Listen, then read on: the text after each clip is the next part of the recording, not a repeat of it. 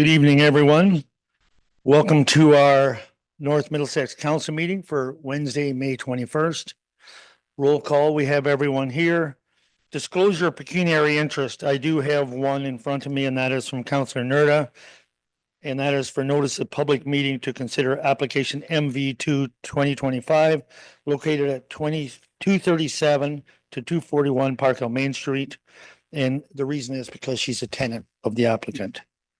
So we do have that pecuniary. If there's any other pecuniary interest, please let the clerk know.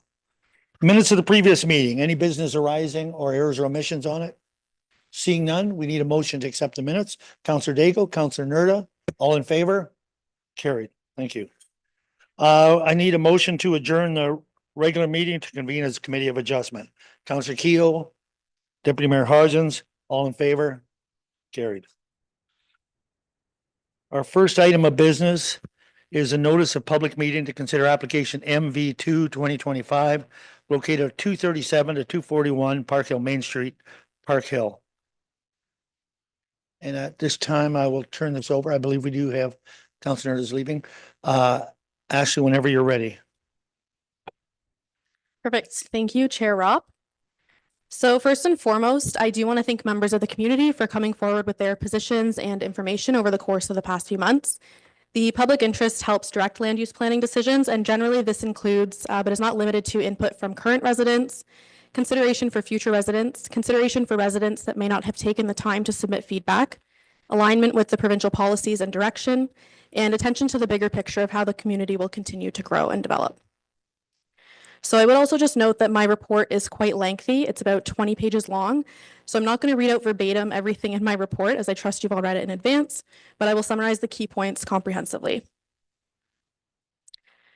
So the subject lands are located at the northwest corner of Park Hill Main Street and Mill Street, and they're within the urban settlement area of Park Hill. The lands are approximately 0.11 hectares or 0.27 acres in size, and surrounding uses are predominantly commercial in nature. The rear of the lands does abut a residential parcel, but that parcel does also have commercial zoning on it. The lands currently contain 3 attached mixed-use commercial residential buildings with 8 existing residential units above the commercial businesses. The lands are serviced by the municipal water and sanitary systems, and there is an existing access to Mill Street. The commercial businesses are currently accessed by the public via Park Hill Main Street, with on-street parking available in front of the businesses and a nearby municipally owned lot specifically for downtown businesses. The Second Blessings Thrift Boutique currently utilizes a portion of the existing parking lot to the rear of their commercial business for unloading donations that supply their store and are then sold. So the purpose and effect of the minor variance application is to seek relief from the zoning bylaw to facilitate the addition of 11 additional residential units within the existing building's footprint on the subject lands. The variance would permit for 5 new residential units to be located below grade, to permit for an increased density, and to permit for a portion of the required parking to be located on the abutting parcel. I would just note that that abutting parcel at 184 Mill Street, as outlined in green on the map there, is also under the same ownership, and the permanent parking agreement would be established through an easement that's registered on title and permanent in nature to the municipality's solicitor's satisfaction. As noted before, these units are intended to be marketed as affordable units. So the owner intends for the subject lands and the adjacent parcel at 184 Mill Street to function cohesively. He also intends to retain the existing historical facade along Park Hill Main Street and has determined that the current proposal offers the most beneficial path forward to achieve the goal of adding affordable housing units without demolishing the existing structure and building new. I would note that the structures are not currently designated or protected under the Ontario Heritage Act, but regardless of that, staff have a strong preference to retain as much of the building's exterior architectural features as possible, as in our opinion, they contribute to the historical character and streetscape of the main street. So the first public meeting was held on March 5th, 2025, and originally the owner proposed to construct an additional 16 residential units within the existing building footprint. With more units, this required more parking spaces and a higher density count. The purpose of this evening is to hold a second public meeting.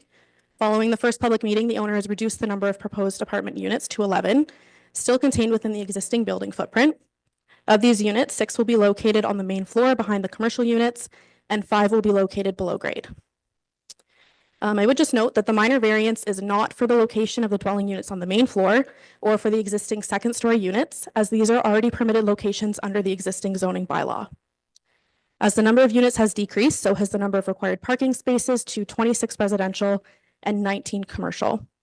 The density calculations were resubmitted by the consultant, who has confirmed that 173 dwelling units per hectare for the subject lands is proposed, or 73.1 dwelling units per gross hectare when you consider the abutting parcel in the calculation as well. The North Middlesex official plan identifies the lands as being located in the central area in the urban settlement area of Park Hill. Urban settlement areas shall be the focus for growth and development in the municipality.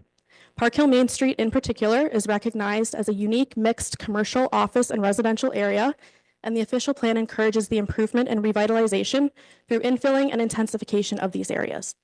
These areas are intended to be multifunctional, pedestrian-oriented, and will contain retail, office, entertainment, government, and residential uses. Emphasis on preserving the traditional commercial streetscape is noted, and for buildings that are mixed-use commercial residential, the density shall not exceed 2.5 times the lot area. Parking is encouraged to be provided off-street, and cash in lieu of parking may be accepted. All developments must be fully municipally serviced, and a development of this nature must go through the site plan control process. So the lands are zoned central commercial, which this does permit for a variety of commercial uses, as well as residential uses, provided there's sufficient parking, a separate building entrance, and are located either on the upper floor of the commercial building or at the rear of the main floor, and occupied no more than 50% of the main floor area. Provisions for parking, loading space requirements, parking lot, and driveway standards are outlined in greater detail in my report. So as for comments, notice of the application was circulated to the required agencies as well as property owners in accordance with the requirements of the Planning Act. I would note that the Planning Act does not require multiple public meetings to be held, but the municipality has opted to do this for transparency. The Asable Bayfield Conservation Authority does not oppose the approval of the minor variance. Canada Post notes that a multi-unit community box will be used for mail delivery, and County Emergency Services notes standard addressing and signage requirements must be addressed. These agencies had no additional comments to provide beyond those provided for the first public meeting. The county engineer and the North Middlesex Drainage Superintendent have noted no concerns, and the chief building official's full comments are in my report, but I would summarize them by saying that the CBO does not object in principle to the minor variance, but wants to make it explicitly clear that approval of the minor variance does not in any way constitute approval of the design or confirm compliance with the Ontario Building Code, the Ontario Fire Code, or any other applicable legislation or municipal standard. So a full and rigorous technical review will occur during the site plan control stage, and again, prior to the issuance of any building permit. This will include a review with all applicable departments and agencies as identified upon submission. Similar to the chief building official, the fire chief has noted that the detailed technical review will occur during the site plan control process and prior to the issuance of building permits. Any existing compliance issues will continue to be addressed through enforcement under the Ontario Fire Code. Any concerns about existing conditions from existing residents and tenants must be submitted directly to the fire department so they can follow up and address fire safety issues, as they are outside of the scope of this minor variance. The North Middlesex Director of Infrastructure and Operations has recommended that the proposed parking layout approval be a condition of approval. The layout needs to include dimensions, accessible parking spaces, appropriate landscaping and buffering, and be in conformity with municipal standards.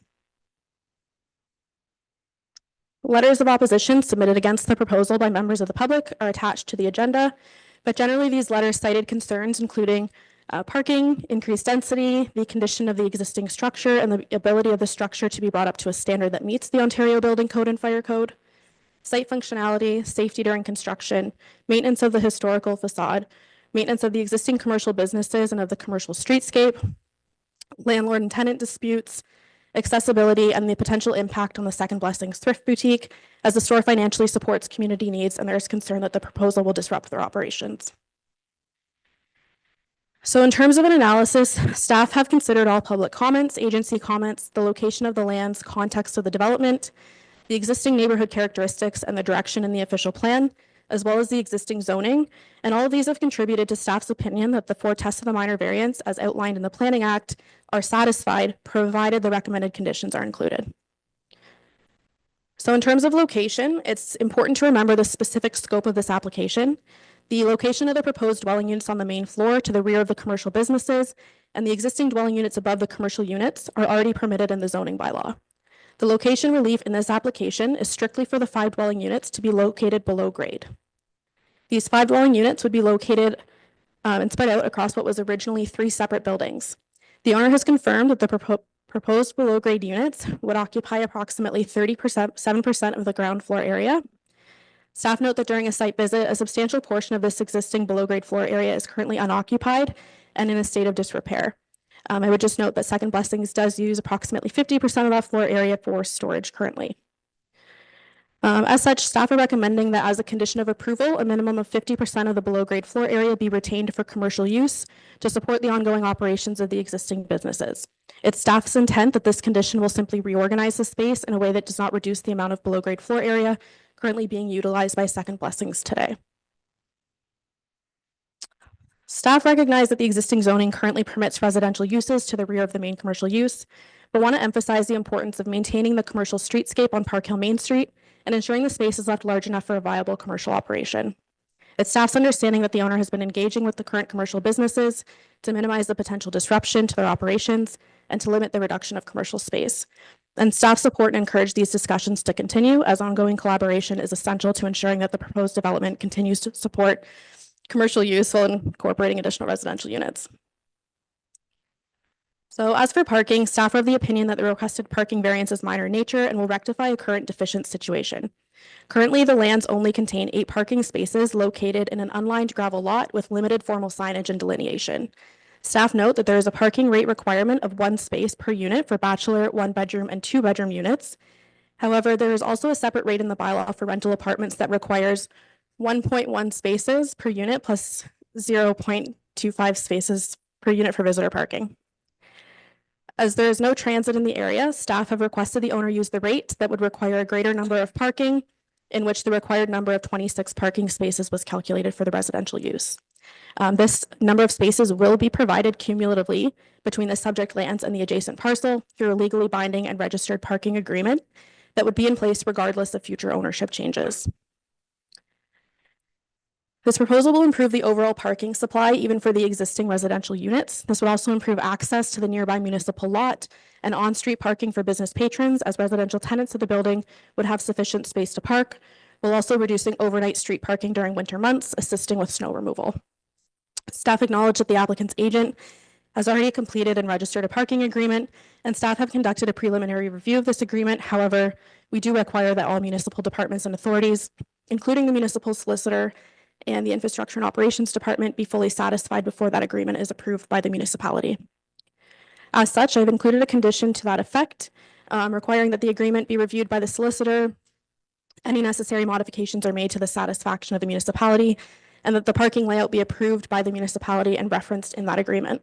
The parking layout will be required to meet all municipal standards and requirements, must be drawn to scale, must include accurate dimensions, include appropriate buffering and landscaping, and must meet all applicable parking and accessibility standards prior to the municipality approving it. In terms of density, the proposal requests relief to permit a density of 173 dwelling units per gross hectare, whereby 25 dwelling units per gross hectare is permitted. It's staff's opinion that the existing density permission of 25 dwelling units per gross hectare is very restrictive. In practice, it would actually only allow for 2 residential units on the entirety of the subject lands. As noted earlier, 8 residential units currently exist and function on the site. The requested variance to permit a density of 173 dwelling units per gross hectare may at first glance seem numerically significant. However, in staff's opinion, that's considered minor in nature when viewed in the context of the intended cohesive function with the adjacent parcel. Currently, the subject lands have an existing density of 73 dwelling units per gross hectare. Staff note that if the number of dwelling units per gross hectare is calculated for the cumulative land area of both parcels that are intended to function together, approximately 73.1 dwelling units per gross hectare is provided, nearly identical to the existing density calculation on the subject lands as it functions today. If the existing dwelling were to remain on the adjacent parcel and maintain the required setbacks, the total developable area would equate to a density of approximately 86.4 dwelling units per gross hectare. In effect, this approach constitutes a form of density transfer, which has implications for the future development potential of the adjacent parcel. While staff have not received a formal development plan for that adjacent parcel, It's acknowledged that approval of this minor variance will limit the range of development scenarios that could be pursued on that parcel in the future. Any future development proposals for the adjacent parcel will be required to conform to the policies of the official plan or the zoning bylaw, or should they not be brought back before council or the committee for consideration before any development could proceed there as well. In terms of whether the variance is an appropriate use of land, staff are of the opinion that it is when you view the development cohesively with the adjacent parcel. The lands are located in the downtown area of Park Hill, within walking distance to parks, a bank, the library, municipal office, Service Ontario, a grocery store, retail stores, etc. And they're ideally positioned to support additional units in a mixed-use, pedestrian-oriented environment. The proposal involves revitalizing underutilized below-grade floor area in a building that requires upgrades to meet current standards. By reconfiguring this space to meet necessary structural and code requirements, the development ensures the efficient and sustainable use of the existing building while maintaining the character of the downtown area and retaining the existing historical facade. So I would just note that the housing landscape in Ontario has fundamentally shifted significantly in the past 5 years, which is clear in the number of policy documents that we see released by the provincial government that ultimately aim at making it easier for Ontarians to find a home and that meets their needs and their budget. With increasing affordability challenges and changing demographics, there is a clear provincial mandate to support a range of housing types and tenures. In 2023, Middlesex County completed an attainable housing review report, which identified that providing a range of housing forms, including affordable, attainable, and accessible housing, is a priority for all communities in Middlesex County. While this is a 40-page document that I'm not going to get into too much detail with, it is available online if you're interested in it. I'll just point out a few key points that I took away from it. Middlesex County has and will continue to experience significant population growth. Homeownership in the county represents 82% of households, while rental accounts for only 18%. And the county housing market does not currently provide a lot of options in terms of condominiums, townhomes, and apartments for low and middle income renters. Coupled with low vacancy rates, the market is making it very difficult for renters with low or moderate incomes to find anything that is financially viable for them. Single persons are particularly vulnerable to being priced out of the housing market. 45% of renters in Elgin, Middlesex are living in unaffordable housing. This lack of affordable housing has impacts on the economic health and development of the county, as the labor market is required to sustain and grow sectors such as retail, agriculture, manufacturing, and servicing that cannot afford to reside in the community ultimately. So I would just note, prior to building permit issuance, there is substantial detailed technical review that must occur through the site plan control process. So this is really where you get into the details of the layout and design of the site, access, parking, landscaping, grading, stormwater management, fire routes, servicing, etc. This review is completed by staff that specialize in these areas and includes the building department, planning department, infrastructure and operations, the fire department, county emergency services, third-party engineering review, legal review. And until all items pertaining to the development are addressed and approved by the municipality and the site plan control agreement is entered into, the development cannot proceed. A site plan control agreement is a legally binding contract registered on title of the property that ensures all approved development conditions are fulfilled in specified timeframes. These agreements provide the municipality with enforceable protections. Following site plan control approval, detailed design and engineer plans must be prepared by qualified professionals such as architects and engineers who are licensed in the province of Ontario to ensure that building plans meet the Ontario Building Code and Ontario Fire Code, as well as conforms to the approved site plan. These plans must all demonstrate that the development proposal meets all structural, safety, accessibility, and fire protection requirements. And these building plans are also thoroughly reviewed and approved by the qualified staff, such as the chief building official. So for all the reasons that I've just mentioned, outlined in greater detail in my report, my recommendation is that the minor variance be approved with the conditions specified. Thank you, Ashley. I know you put a lot of work into this application. Appreciate it. And I have to apologize to the applicant to come forward and yeah, I'm sorry I didn't do that in the beginning. Sorry, sir.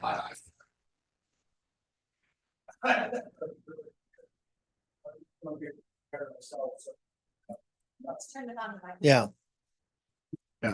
No, thanks. Actually, that was awesome. Is there anything you want to add to that at this time? Honestly, no, she hit pretty well everything. I don't know if there's anything specific you guys ask, I can maybe answer, but that was Okay. very thorough. Well, we'll get to that process. Okay, thank you. Sure. So at this time, comments from the public. And just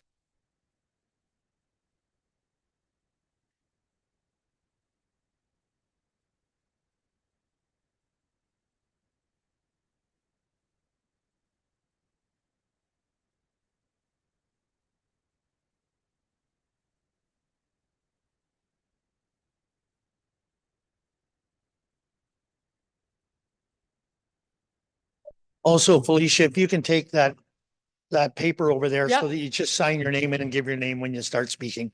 Appreciate it. Thank you so much.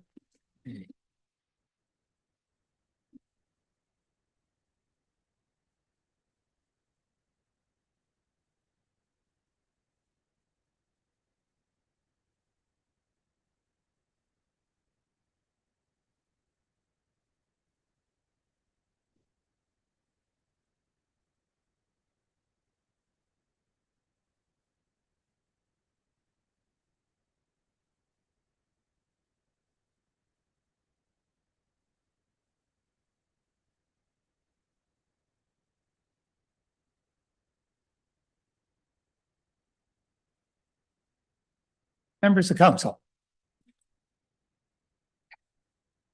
I tend to be a direct person. This application should be rejected. The parking proposals are a bunch of maybes and possibilities that I think about the original plan, which said the parking is to be on the lot. There is a reason for that. Then you are sure it is there. The density, it's excessive for a commercial corner, a busy commercial corner. It is also excessive for such a small lot. It has occurred to me that the house that I live in on Bethany Street, the lot is bigger than this particular property.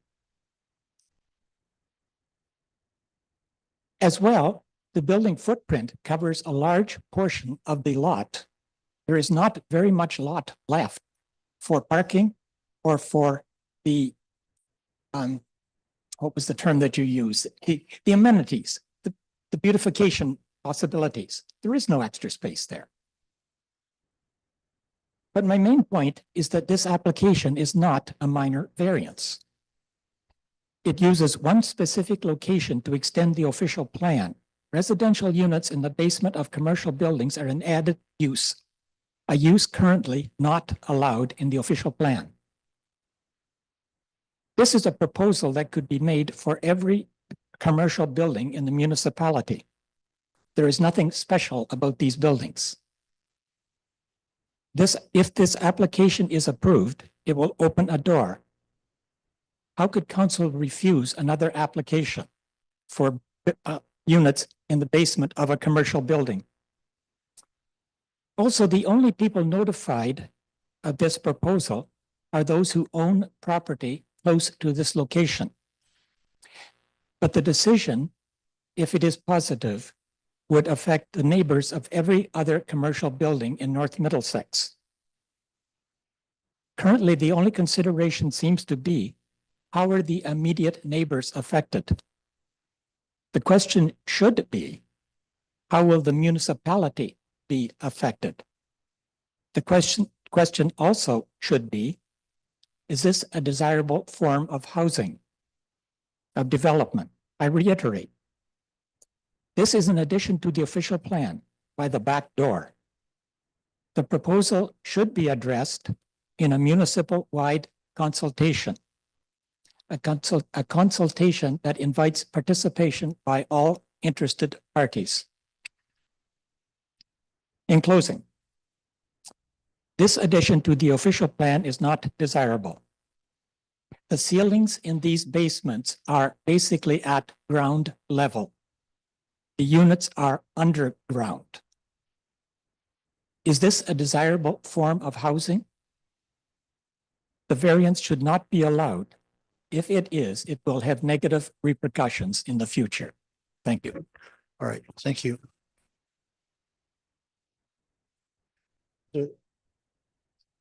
Oh, we just have to get your name for the record, sorry. Gordon Whiting.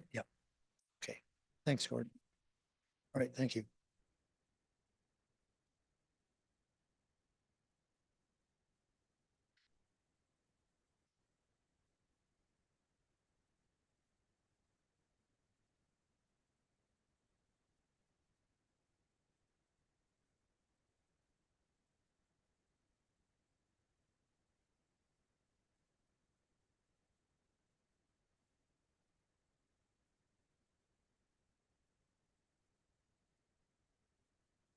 Mayor Rob, members of council. My name is Janet Johnstone. As a citizen who has lived here in town for 57 years, I am concerned about the precedent that would be set for the rest of our Main Street block if this application is granted. The decision made tonight could have a domino effect for the whole block and could impact businesses in all of North Middlesex in the future. Making all the retail spaces smaller on the block is a deterrent to any future business possibilities in our town. People need the space to operate. The Main Street will quickly lose its retail capabilities, just as King Street did years ago. Do we really want that to happen? I would ask that you as council work with our local store merchants to support, encourage, and preserve our vital business resources on Main Street. I also happen to be chair of the board for Second Blessings, and I am troubled that this action will be the demise of our business on Main Street. If we lose half of our main floor retail space in the 2 spaces we have, as well as the lower level, now this is on page 1 of the proposal as documented, we will not be able to function effectively in our business. Second Blessings is a registered charity. We are a not-for-profit community store whose mandate is to disperse funds back to the community.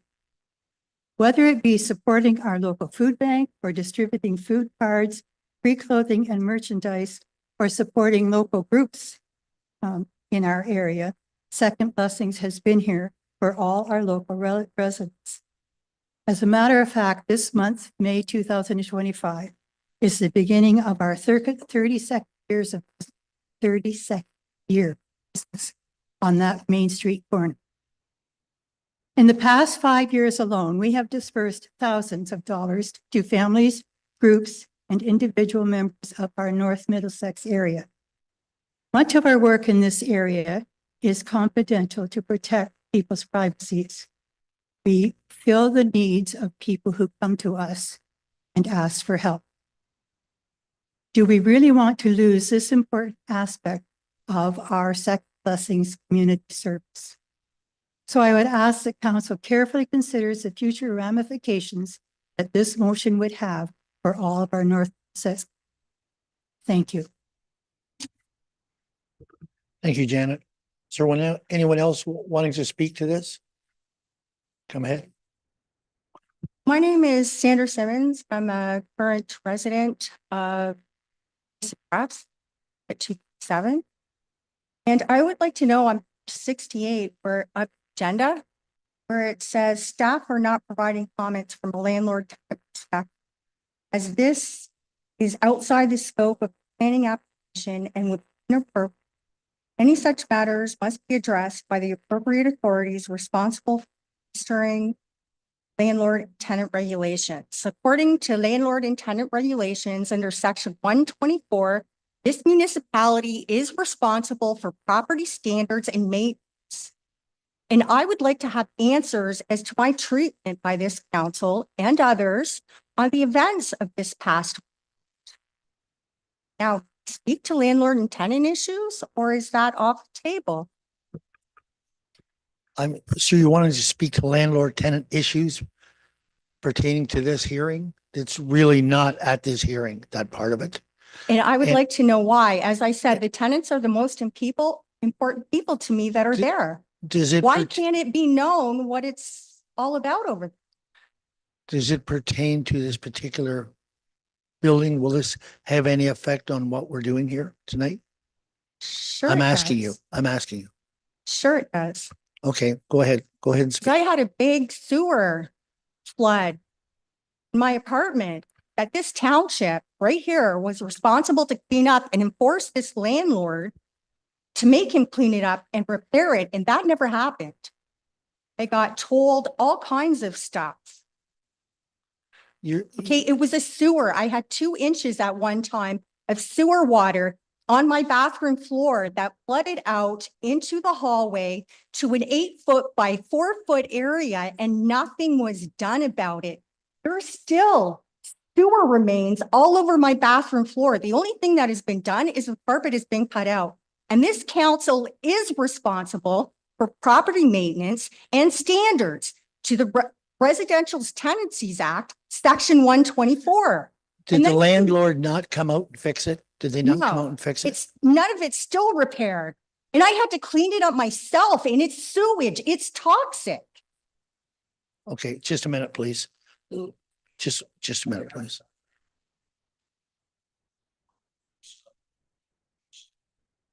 Hey, I was there. Okay. None of that All right, happened. just a minute.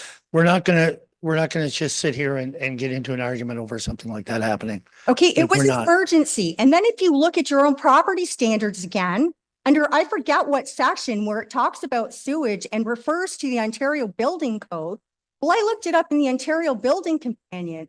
And if you go to section 15 of the Ontario Building Code, this council should have declared an order that made him clean this up that day. So by this council, you mean this municipality? Yes. Yeah, because I was gonna say council, I know wasn't even aware. So I just want to correct that. You're talking Well, about the there are municipality. individuals here that have been aware. Okay, And that I have been trying to get this property cleaned up for like over a year now. And all of a sudden, he wants to put in these, pack them in like cattle. okay. All right. Is there anything else?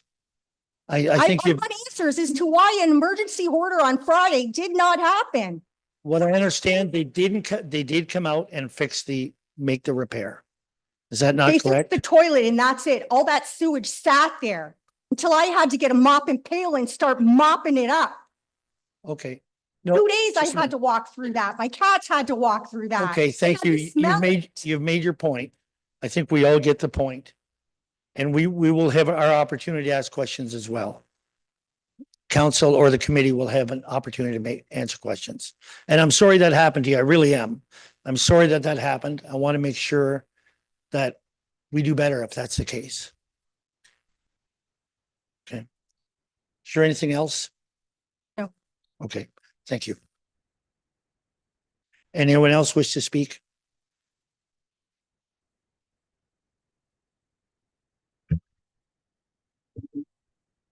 So, council members, Craig, hello. Good. I'm Marisha Coots. So I just have a little bit of spiel. Condoning housing in our community must first make sense and foremost without negatively affecting our neighbors and the we live in. Government view of infilling and increasing density doesn't necessarily exist in this community. Certainly, this is not Toronto, this is not London, this is St. Thomas. Our community resources and needs are very different and must take into account. We can build, but if we don't build what this community needs, what's the point? We have no public transport, we have limited sustainable jobs, second, and very few supports and resources. We shouldn't conform to large center ideologies because we aren't it. To address one area of this variance, approximately 3 years ago, no park signs were posted from Main Street to Stations, both sides of the road. This was done upon the review of a bylaw officer who deemed that the corner at Second Blessings was extremely dangerous. Had controlled park traffic. Municipal lot was built, thank you, like that. And it has 18 spaces and 2 handicap spaces. This was meant to service our downtown commercial core areas and the visitors to our town. It is now being used by tenants and neighbors since Boulevard Park is no longer allowed. Where else are the guests of these neighborhoods in our neighborhood supposed to park? So am I hearing that this dangerous corner is supposed to get less dangerous by adding more parking spots in the area? And why do the tenants use this municipal lot? Because the lot where behind their building has a bird problem. many first people who use this lot complain of birds on their cars, not paint. Additionally, there is limited maintenance by the landlord to this lot during the winter. The snow is not removed. That often falls to community members and tenants. That makes accessibility limited, very unsafe. So a couple of questions for you. Can we be apprised of how many spaces will be put in cash in lieu agreement with the town in the municipal lot? Does anybody have that information? I don't know. Speak to Craig. I'd just like to know how many lots are going, how many spaces in the commercial, the municipal lot are going to be given cash of the park. Great. Ashley, go ahead. So through Chair Ropp, so the required minimum number of parking spaces, there's a rate that's 1 unit per dwelling, but there's also a rate that's 1.1 per dwelling unit with an additional 0.25 per dwelling unit for visitor parking. So for this parking calculation, we actually use the latter to provide more on-site parking. So 26 required spaces are needed on the property to service it, and that will be provided cumulatively between the subject lands and the parcel that the owner owns behind as well. So those residential spaces are not going to be provided for in that municipal lot. And it will provide over and above the 1 per unit. Okay, so he's looking at 26 units and he has 8 parks. Sorry, so there'd be 26 residential parking spaces at minimum total. There's 8 existing now, and there'd be a total of 11 units added to the existing. So he wants 11 out of the lot. No, they would all be provided on site between the subject lands and the parcel and behind. Cash in lieu we can discuss in the future if we need it. I did throw that provision in the agreement, but the intent with this variance and the wording of the approval is that 26 spaces are provided cumulatively on private lands, not municipal lands. I'm sorry if you answered that, I missed it. But very honestly and clearly, spaces are being utilized in the municipal lot for the It would be 0 for the residential uses. It would just be for the commercial patrons of the businesses. okay, so we're looking at 30 commercial spaces. Yeah, that's all I'm asking to see is just the parking plan.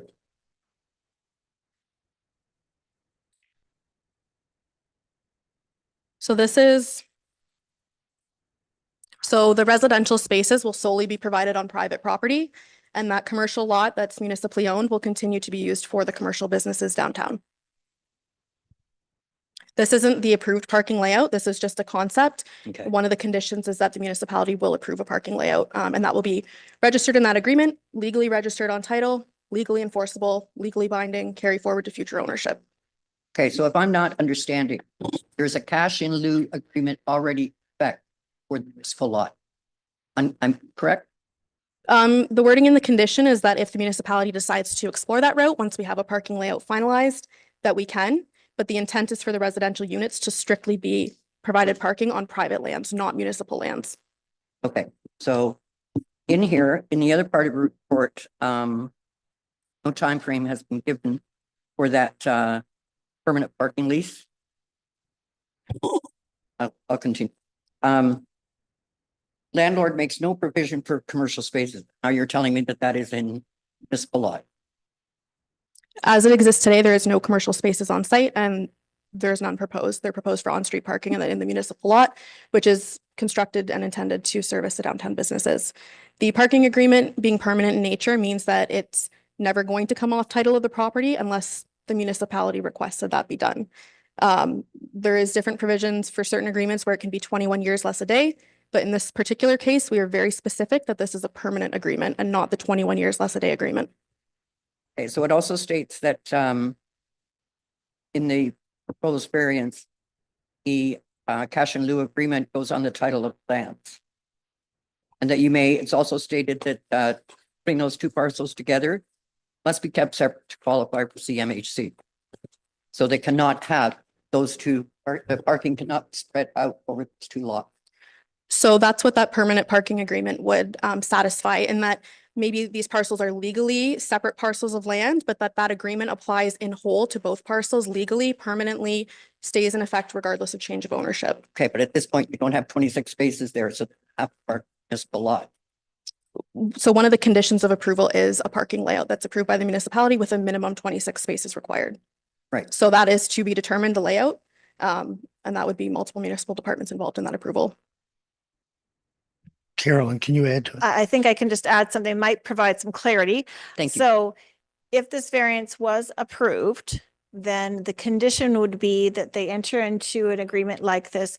These spaces would have to be built in order for them to get approval for the construction of the units within the building. So these parking spaces would be there for the units at the time of occupancy. Right. So you're not going to have the units built and no parking. The parking has to come together with the units. That would be a requirement if this is approved. Thank you. Okay, I do have a couple of questions. In two areas of this report, it is stated that staff recommend a minimum of 50% of the below grade floor area be retained for commercial. And on the last page, it states a maximum of 50%. To clarify, which is what's correct. Well, 50% either way, but essentially I wanted the wording of the condition to be strong that,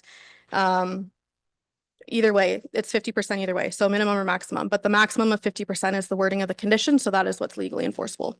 So that's part of the condition. So minimum is, so we'll make that correction. Or does that need corrected? Is there a difference minimum and maximum? The recommendation states maximum, so that will be what goes. So just wanted to ask.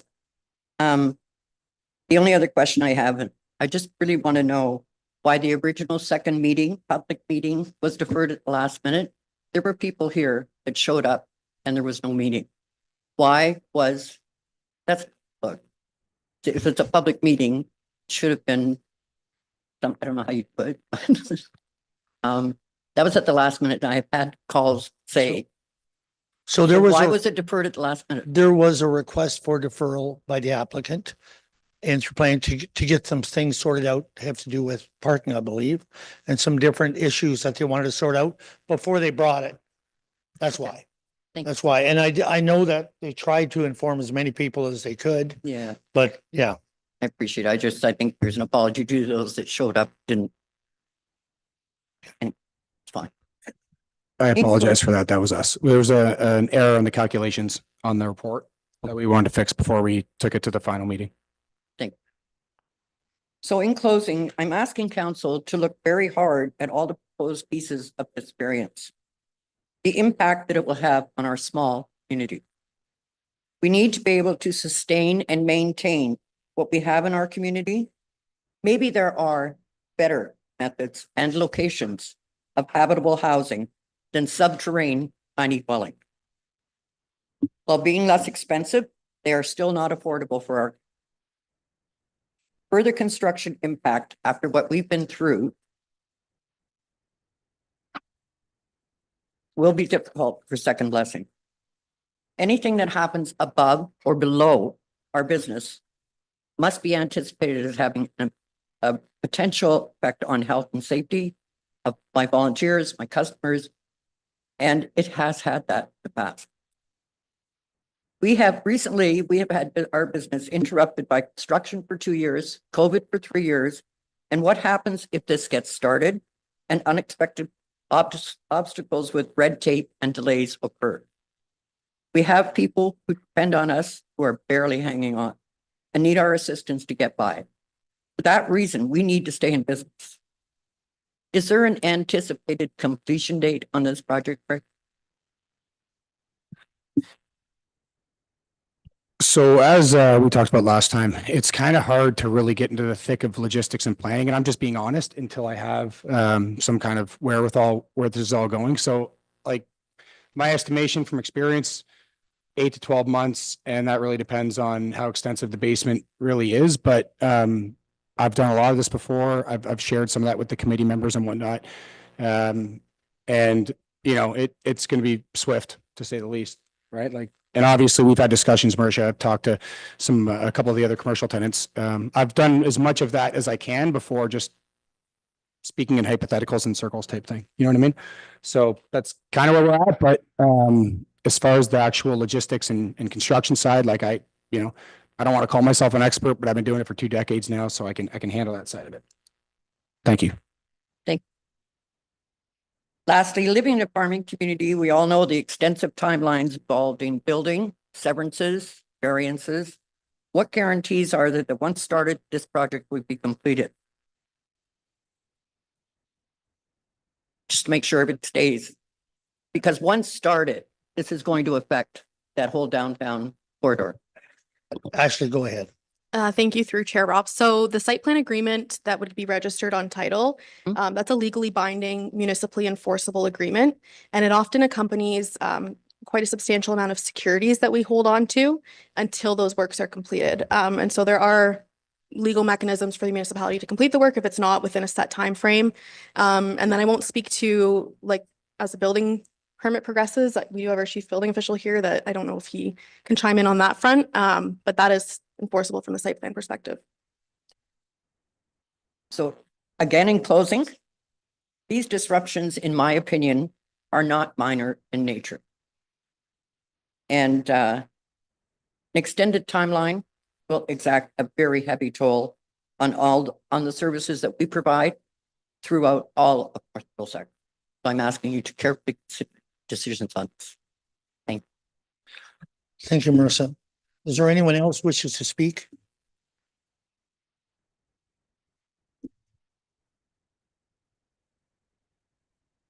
My name is John Tyler. I'm a relative newbie in Park Hill. I've only lived here 45 years so far. You've heard a lot of concerns already, so brief. Just to say that when I in 1980, there was a lot more commercial venture. King Street frequented several stores, lawyers' offices that have gone now. And they went gradually over the past 10 years. They were gradually taken over as residences. My granddaughter has a friend who plays now on the sidewalk on the street. As the commercial ventures are pushed out and as they become residences, it not only affects town, it affects downtown core, it affects all of. I think there's a certain tip for any town. And once that's breached, it's hard to back. It's hard to attract commercial ventures in stores that are smaller because there's apartments at the back overhead. It's very difficult. Once we meet standards for certain minor variances, not to see your impact 10, 20 years down. Thank you. Thank you, sir. Anyone else wish to speak on this?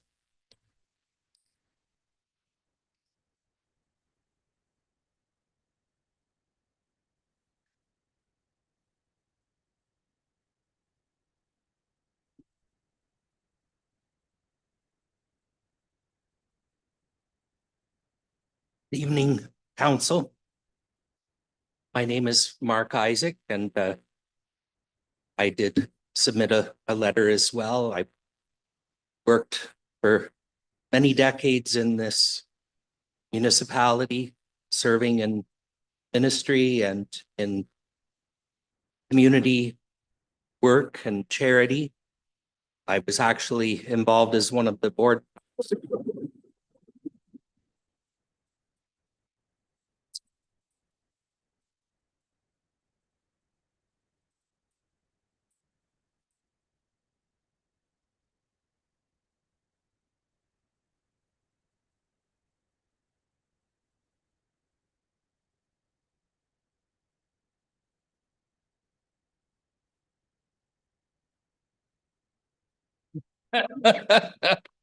It was you, Mark.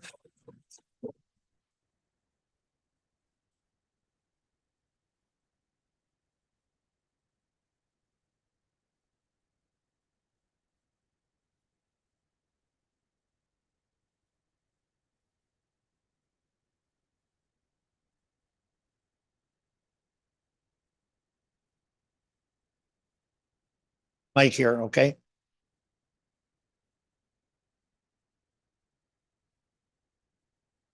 Yeah, you can sit there too.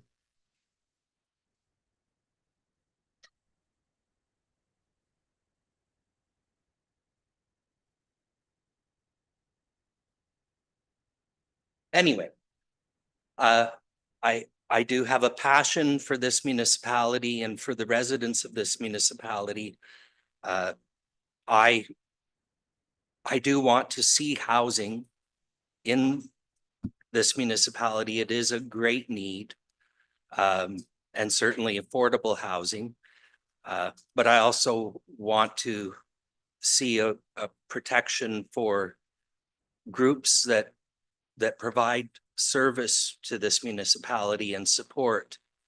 That, in my opinion, as someone who works in the area that I do with the food bank, there is a tremendous need for our residents to be supported. It's hard to see people that are struggling have to feel that they have to move to the cities in order to get what they feel is better support. And sadly, over the years, that has been encouraged. So I guess my concern is when I see organizations that could be potentially impacted, and honestly, I don't know all the details. It just is a concern to me when I see the potential disruption to a group like Second Blessing and the great work that they do. Nothing against you, and with all respect for the municipal members and the staff of the municipality, I know it's a very important job that you have to do to balance these things. On the other end of the scale, I do also have a concern for the housing. And again, I don't know all the details, but the basement units do concern me as somebody who has worked for many years with fire, and also now somebody who has mobility issues. I have a great concern if there are, I think there's issues of safety. Again, that may already be getting addressed. I don't know those details, but I just would really urge the municipal council members to think that through, and hopefully we'll see the best results for the people that are potentially going to live there and for the municipality as a whole. And I think that was really my two biggest concerns that I just really wanted to speak to. And hopefully we'll see some fair and good results for the municipality. Thank you. Thanks, Mark. Anyone else who wishes to speak here tonight? Anyone else from the public that wish to speak? Seeing no one else, it is now the committee's turn. Councillor Daigle. Thank you. I'm going to address this to Arnie because he's here. We're talking about these below grade units or basement units. Are they going to be satisfactory for egress, for everything that we have to watch out for? Like case of a fire, case of any kind of disaster that way. Are they going to be able to be?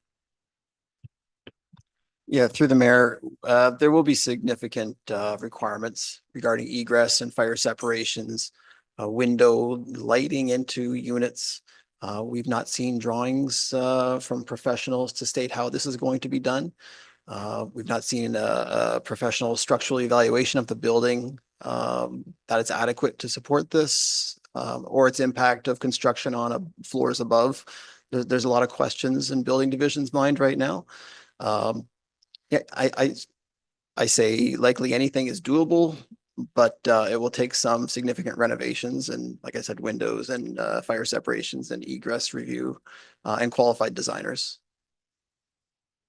Okay, Can I get second part to that? yep. None of the project starts until everything's been addressed. That's correct. It'll have to go through site plan control first. The conditions of a variance would apply to building permit.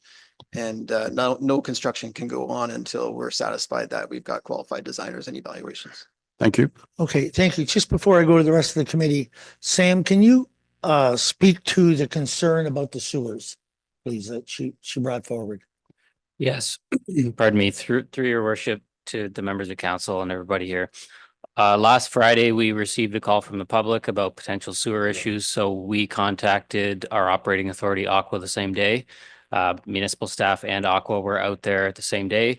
They did do an inspection. They inspected manholes in the area to make sure no sewers in the area were surcharged or we had any sewer issues on our end. They then went into the building and checked plumbing on the first floor to see if where things were clogged or if things were flushing fine or how things were working. What they ended up finding was that the toilets on the lower level were flushing fine. All the sewers on our end were running fine. So that led our operating authority to deduce that it was likely an internal plumbing issue above the first floor, and nothing in the way of a municipal sewer blockage or anything like that. Okay, thank you. I just wanted to give you that opportunity to speak, that we did address it. So, okay, Councillor Keel. Thank you, Mayor Rob. Arnie, wonder if you could just clarify this for everyone that's here. In a rental apartment, is it mandatory that they have accessibility for handicap? Through the mayor, certainly a new building built today would have to have a certain percentage of accessible units. There are exceptions when you go into the renovation part of the building code to barrier-free accessibility. And that'll be something that we'll ask their design team to consider as well, whether some of the basement units would have to be accessible or not. I can't say with certainty whether they would or not, but there are some exceptions for existing buildings under the renovation part of the code. Follow up.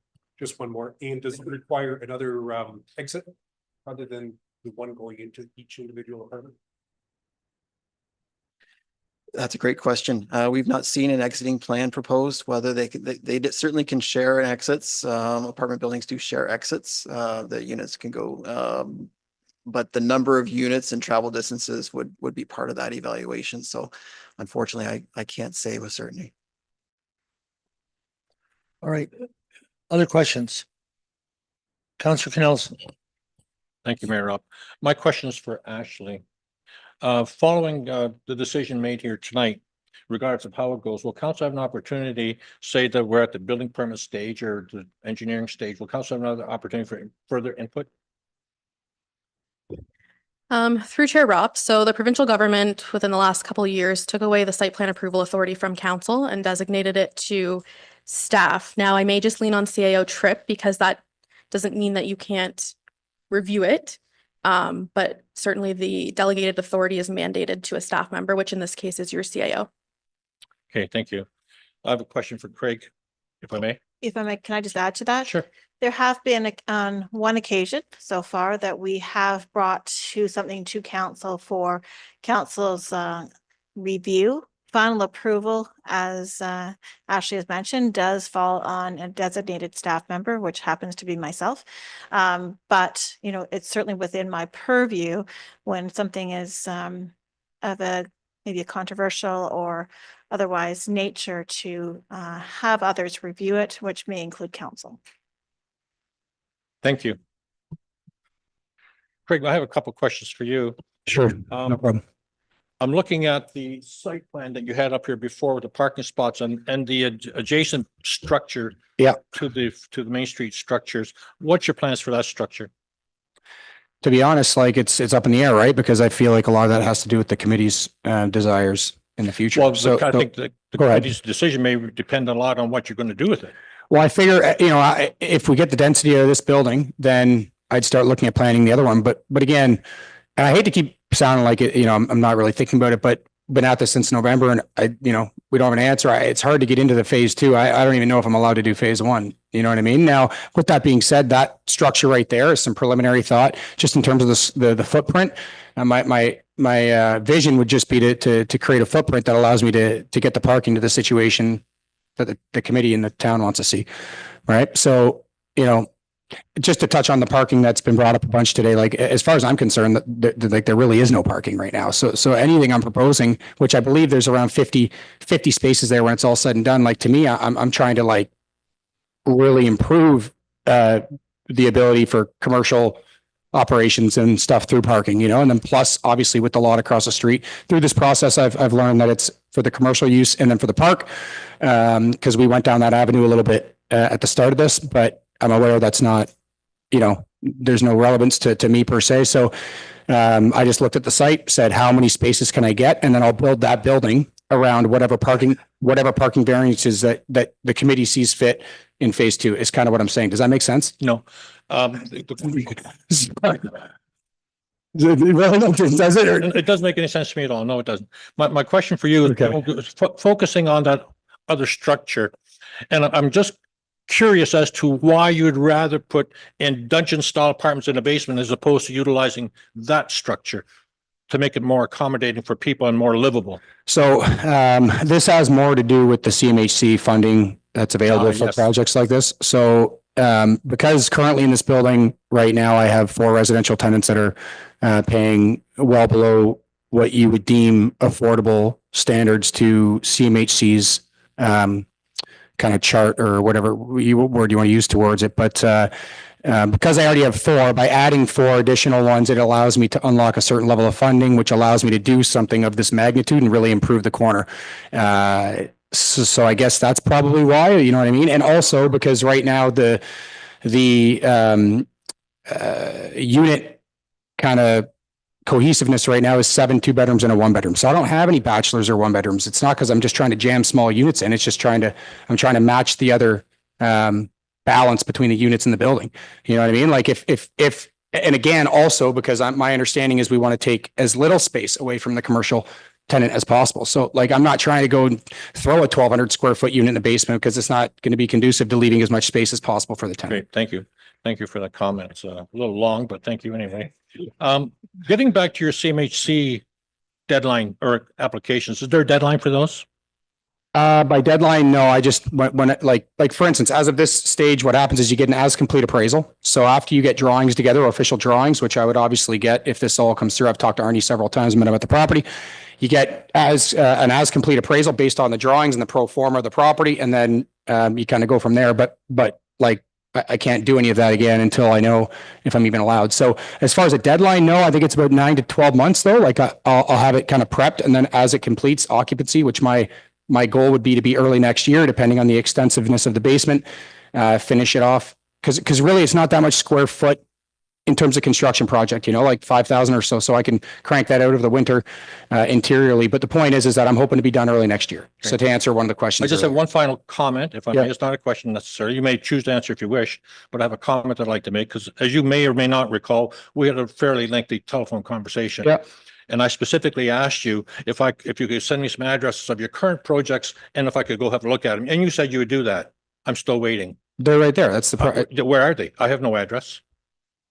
I sent just above you right there on the computer. I've sent those over. Yeah, Maybe I missed your email. I thought I I put looked it at them, but I in there. didn't see an address, Craig. I didn't see an address to where they are, what town they're in or anything. I could do that now if you'd like. Do you want to?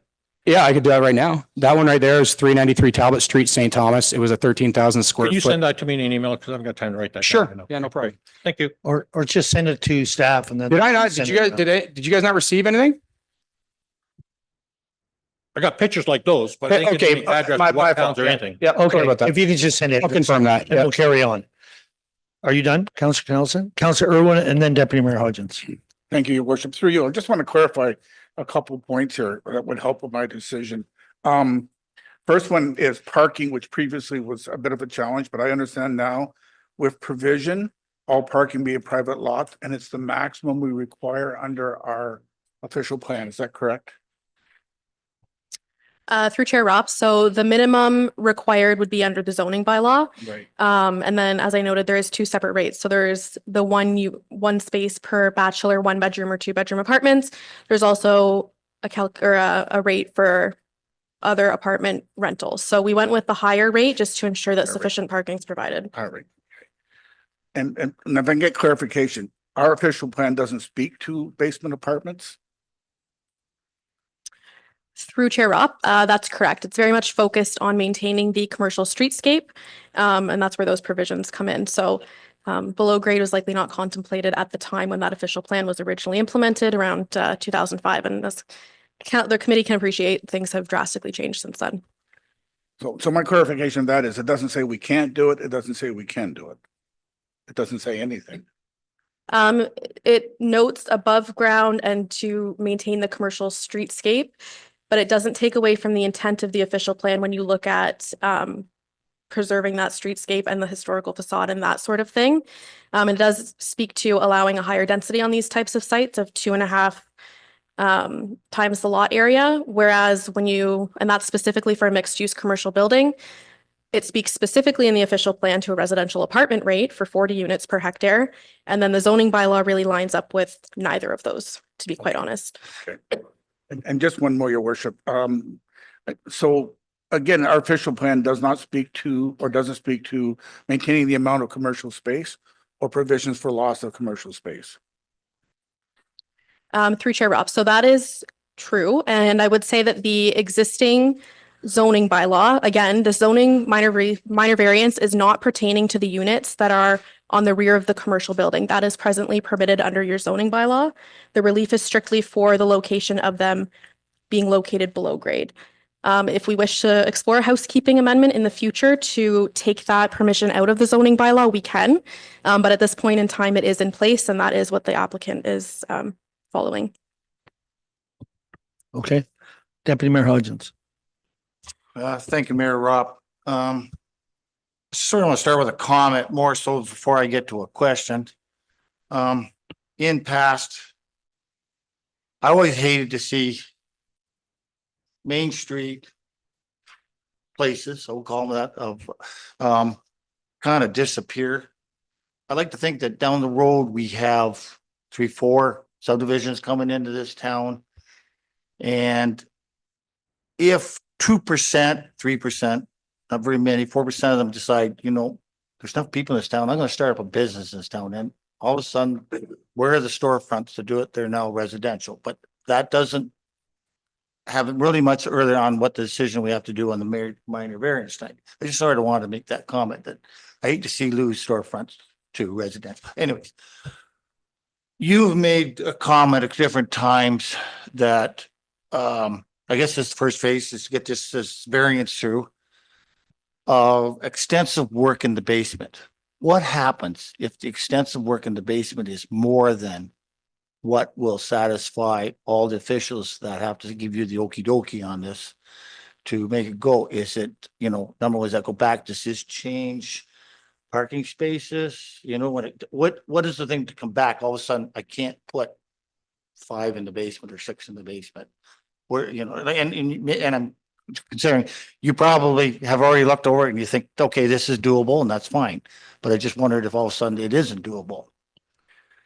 If it isn't doable, it isn't doable. Like it'll be a lot of wasted time and all that. I would just pivot, right? So like maybe like next door, I try and put more units in there. I don't know, but the thing about the units in this existing structure that I want to note, and just so everyone's aware too, everybody behind me and in front of me, like I'm not looking to get rid of any of the commercial stores, right? Like frankly, I'm trying to make them smaller, like I said, to create as much of this as possible. I've had conversations with different commercial tenants that just frankly aren't using all their space, right? It's like Second Blessings is, and that's why they're my main, obviously, concern in this whole project, like out of everybody, right? Like, and I've dealt with them for years, and they would tell you too, like I've been very favorable for them, like I've never tried to hold their feet to a fire and make things hard on them ever. In fact, currently right now, they operate more square footage than is actually leased to them. So, like I'm not trying to cause any problems with that. I love Second Blessings. They've been this is the first multifamily building I ever bought commercially, and they've been there from the start. So, I have an affinity towards them, but, and I guess I was talking too much, but if they weren't allowed, then, you know, they aren't allowed, but I'm still looking to increase the parking between the two properties as much as I can. That's the whole idea, right? Like, that's why, and none of this was premeditated. The house came for sale, and in fact, I left it there for like a year because I didn't have a way to do this, right? And then I thought, okay, well, give her a shot, and here we are. But the last note I want to make about the basement units and everything else is, like, it's very easy to just say, you know, housing's great, affordability, this and that. But the reason I can offer affordable units is because I'm using the existing shell, right? If I had to dig, excavate, brick, pour, all that, like, you just can't, like, there's just only so many ways to skin a cat. So, you know, I know it might not be affordable to the community per se, but like, it's about as cheap as you can build, because I'm getting about half the cost savings. And because I'm going to enter into, because I already have 4 affordable units and I only have to do 4 more, it does open up a bigger loan to value.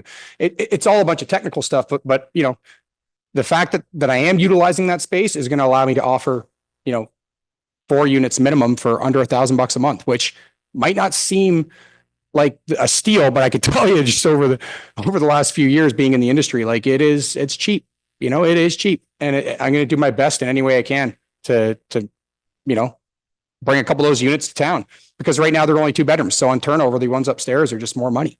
Right. And frankly, every time I list, I've never had a vacancy in this building ever. Like, people need to live here, whether it's Strathroy or Grand Bend or whatever. Like, it's consistently 6 to 12 showings when I list something. And that was before the big rush the last couple of years. Now I know immigration slowed down, all that, but I do see a legitimate need for this. And, you know, last point is, it's a 24,000 square foot of gross floor space. If you do look at the basement, like, it's a big building, in my opinion, to only have, you know, 12 units. That seems almost 2,000 square feet a unit. That is excessive. I mean, I'm not here to judge that, but I'm just saying there is room if I can do it, if I can satisfy Arnie and the building department, and I can, you know, and again, I as far as the extensive underpinning, because we're not going too far to the front, the fire escapes and all that, we're keeping off the back. If it all works, that's why we reduced 66% of the basement space from the first submission, because obviously now, we think we can make that work based off of the conversations we've had with people. But I mean,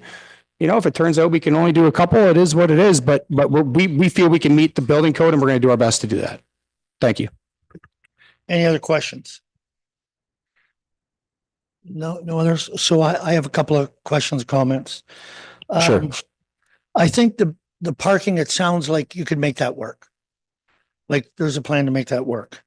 The basement apartments are either going to work or they're not going to work. And I think we're going to hear a lot from the building officials and stuff on that. I mean, I've been in those basements, and there's a lot of work to make those livable space. Can I touch on that real quick? That one point? Okay. Yes. So not to cut you off, but that's another reason why I want to entertain this idea, because, and Second Blessings can tell you this, like, I don't know what happened when we did the streets, but there's been water issues. So, like, regardless, you know, I'm going to be doing a bunch of, you know, waterproofing, likely interior on the sidewalks around back. I'll probably wrap it on the outside if I can.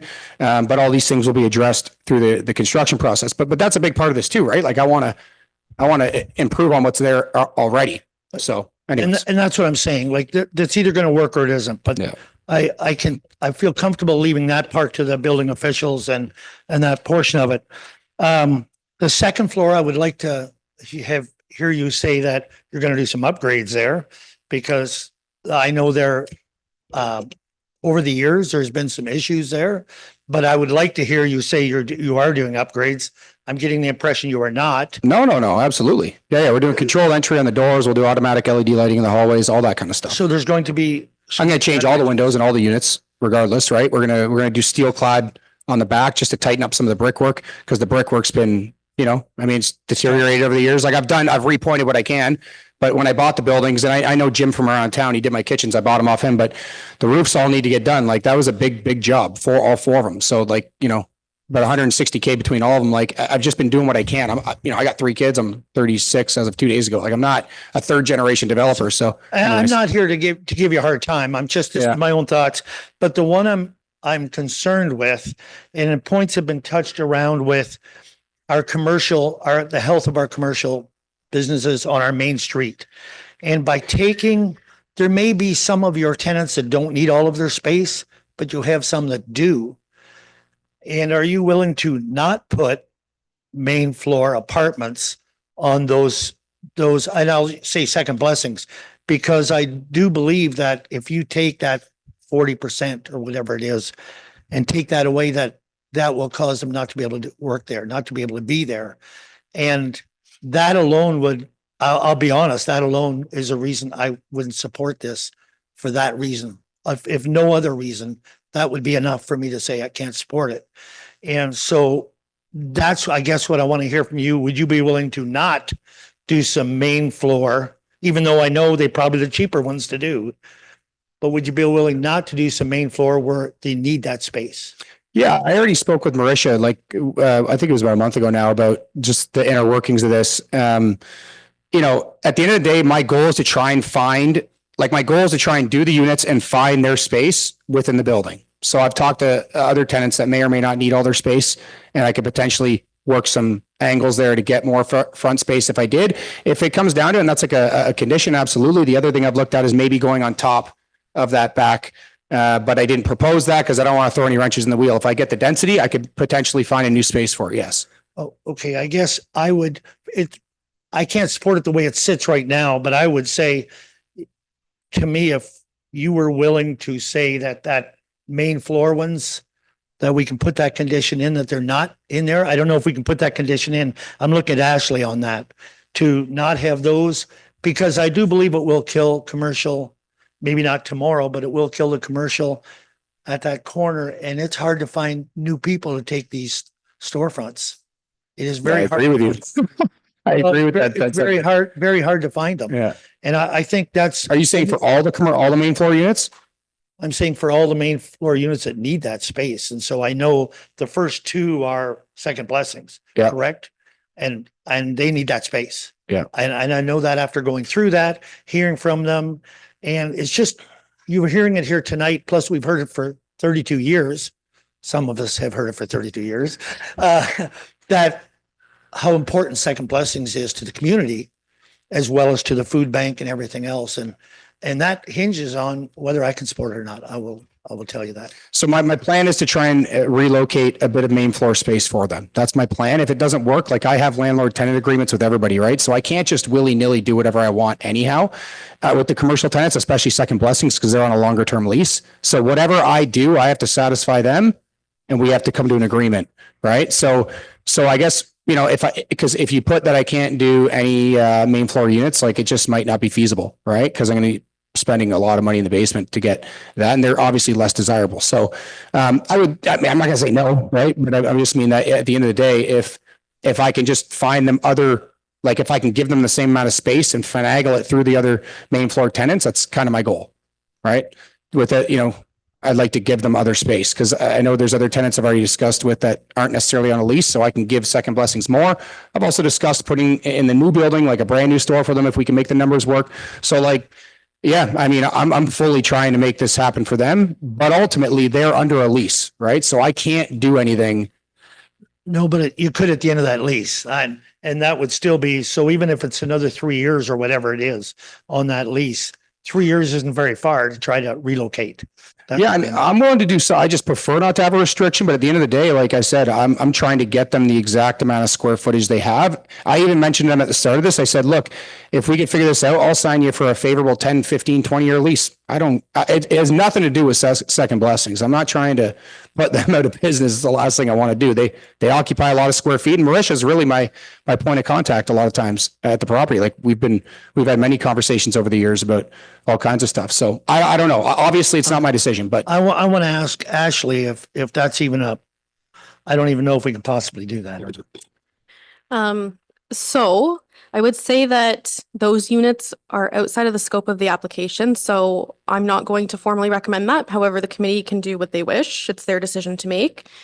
I would suggest, when I'm just going through the wording of the recommendation, that I think if you included a condition where the second blessings commercial space is maintained, there's potentially enough flexibility that, and I don't know from Craig's perspective, that an addition could be potentially put on the rear for maybe those commercial units, because I have the parking as being provided cumulatively between those two parcels, not necessarily a specific number on that subject lands, if that makes sense. This is a little bit on the fly to me, so I would maybe defer to Craig on his kind of thoughts on something like that. I just want to appease the committee, honestly. I don't want to ruffle any feathers. So whatever I don't know to the technical stuff. This is probably my first, variance of this nature with like a parking plan or a blanket easement and stuff. So I don't know the ins and outs of how this will look on paper, but yeah, I mean, like I didn't entertain doing an addition because originally we looked at the third story stuff. That wasn't possible. But clearly I think Carolyn and Ashley and even Arnie will tell you, like, I'm pretty flexible here. I'll try and draw something up that meets the standards of the density that's approved, if that's the case, and you guys want to put a condition in there. But like I said, I'm pretty sure I can figure this out between my main floor commercial space for them, but this is something that I was going to start working on if I got the variance, but I understand your concerns. Yeah. I'm not going to vote in favor of the variance if I'm not sure that we're going to be able to work that out. Counselor Daigle, and then The question for you, Mayor, are you set on the footprint that they have or the square footage? square footage, and I think to come, And and the footprint being, agreeable to all parties, I think that has to be. Ashley, sorry, go ahead. Now being that Craig's consulted with all the commercial tenants, and I don't believe that there is issue for square footage for that proposal from the other tenants, would you be looking at applying that across all of them or strictly for the second blessings? I think honestly, at this point, it would be for second blessing. Okay. And I would just ask, I've not heard anything from any other tenant that the loss of floor space would be okay. detrimental business. I would just ask too, if you can confirm the unit numbers specifically, like I know there's a range in there, but specifically for second blessings, what I their guess it'd be civic 230 address is. Just 237, I believe, because the dance studio is no longer there. So I think that's one building originally. Do you have, I believe. I'd have to double check that quick, but okay, we'll have to get that. the whole, we amalgamate them all to, so I wish I had that. I just don't, because we changed the. Okay, form. Carolyn. I would just suggest that we make the amendment to speak to that the floor area for the unit known as second blessings be maintained at the equivalent square footage as currently exists. Yeah. And to an agreeable, any alterations be agreeable to both the tenant and the owner. I'm fine with that. So that would have to be done prior to any building permits being issued. And you understand, I'm speaking this, I haven't talked to the rest of the committee about this.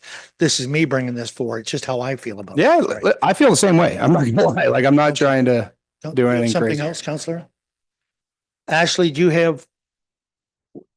We can do that? I would suggest Carolyn's wording would be appropriate. Okay. Deputy Mayor Hodges. Any other comments? Okay, we're looking for a recommendation here. Now, what's it gonna look like? Your worship, I would suggest maybe vote on the amendment first, making sure that everyone's agreeable to add that amendment to the motion, and then you can vote on the motion if it flies. Okay, in favor of that? You're making that a motion? Moved by Counselor Daigle and seconded by Counselor Irwin. Question. By voting on this amendment, that doesn't mean we're supporting the minor variance. Is that correct? That's correct. That is correct. It's Just the just the amendment we're talking about right now. Okay, any other questions? Correct. We're not voting overall on it, okay? Okay, in favor of that amendment? Opposed? One opposed? Okay, that's carried. All right, now what's it look like? Somebody read the recommendation for me.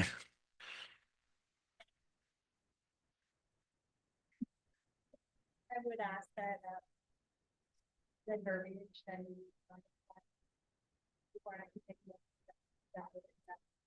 Well, we've been almost an hour and a half now, but this is an important thing happening in the community, so we need to take the time to do it.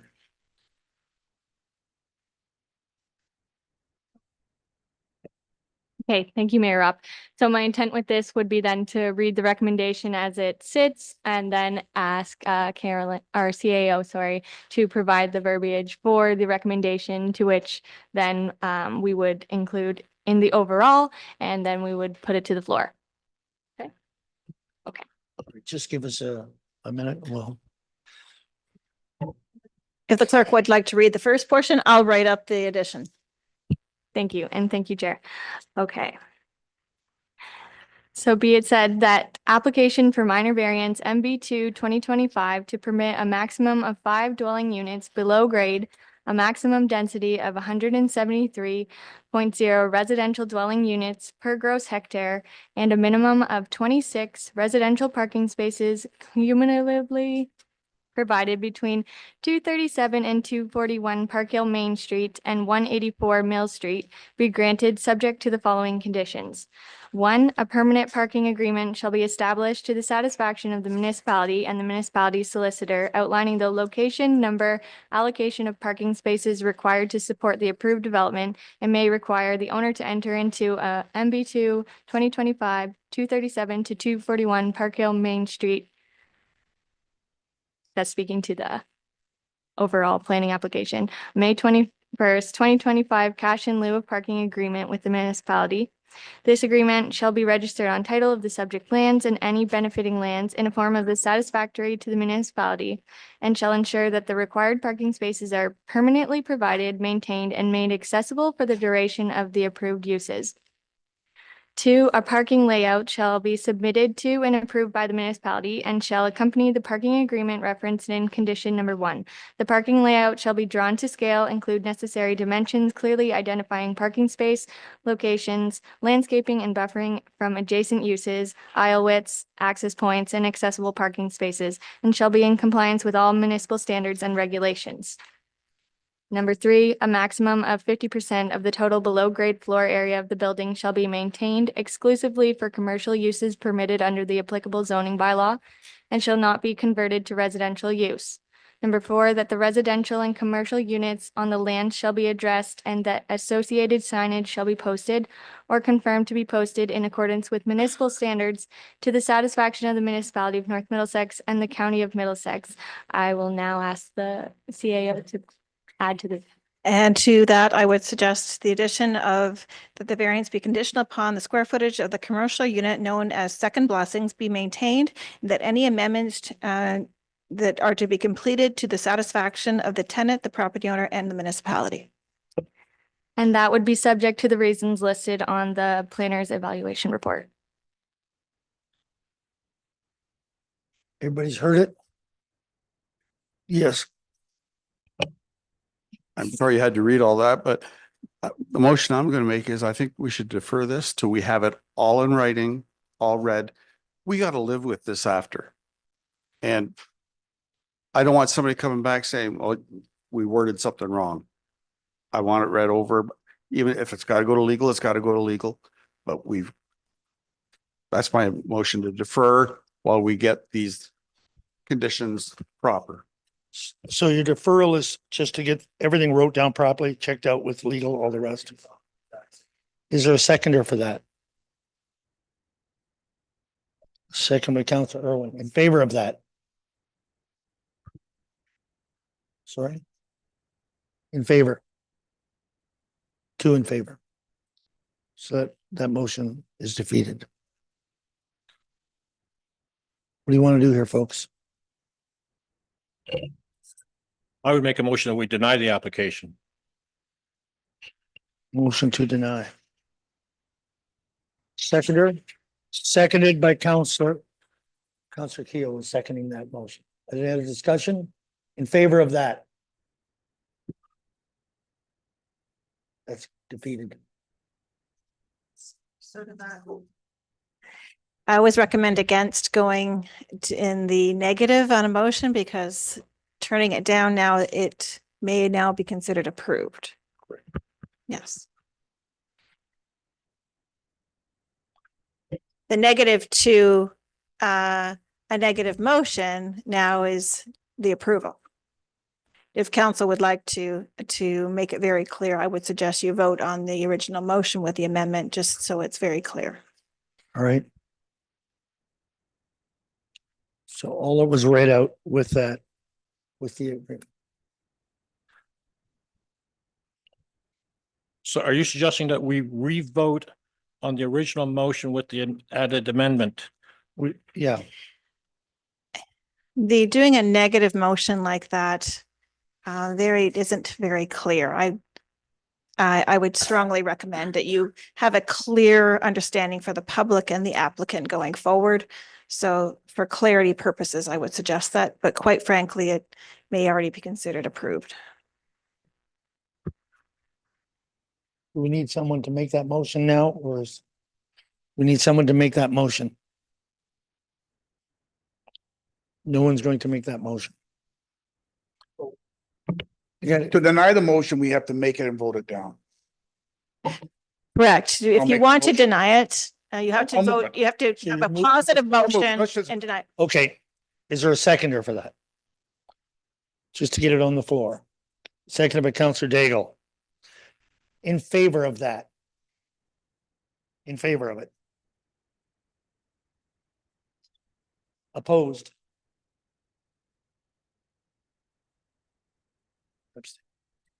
Okay, Sue is defeated.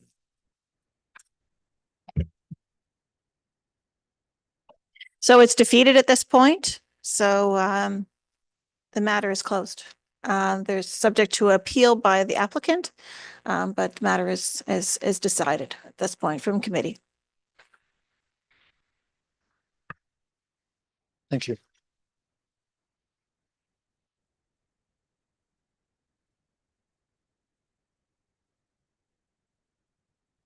All right, I need a motion to adjourn the Committee of Adjustment. Motion to adjourn, Counselor Keo, Counselor Nerda, all in favor? Carried. We're just gonna give it a minute. We're just gonna give it a minute.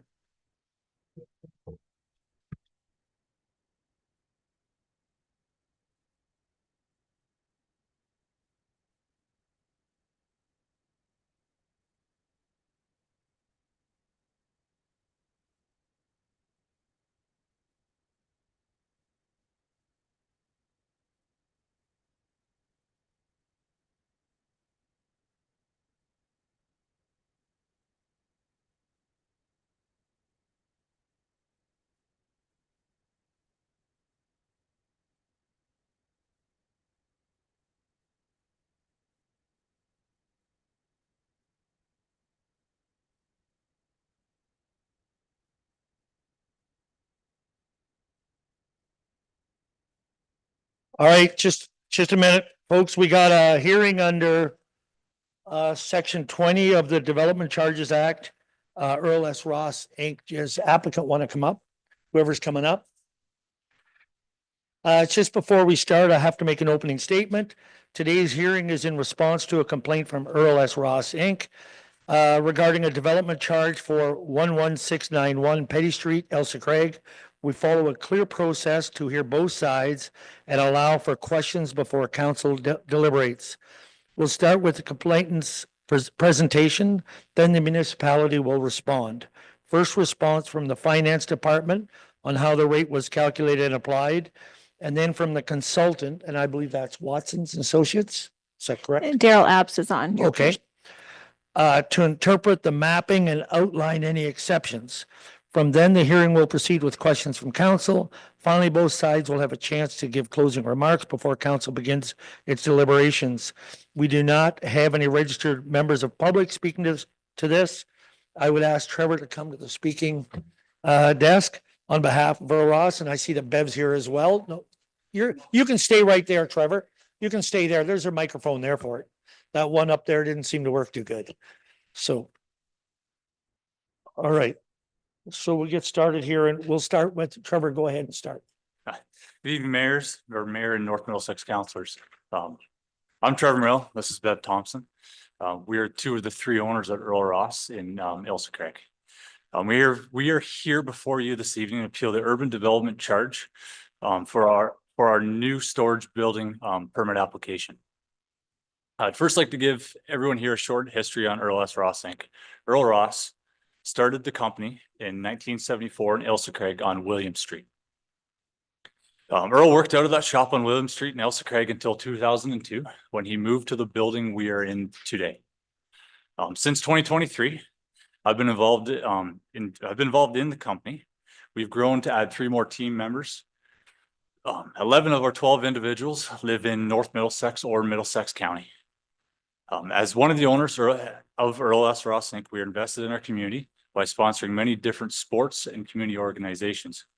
In 2020, Earl S. Ross Inc. helped kick off the fundraising campaign for the new Craigwell Gardens home by donating $50,000.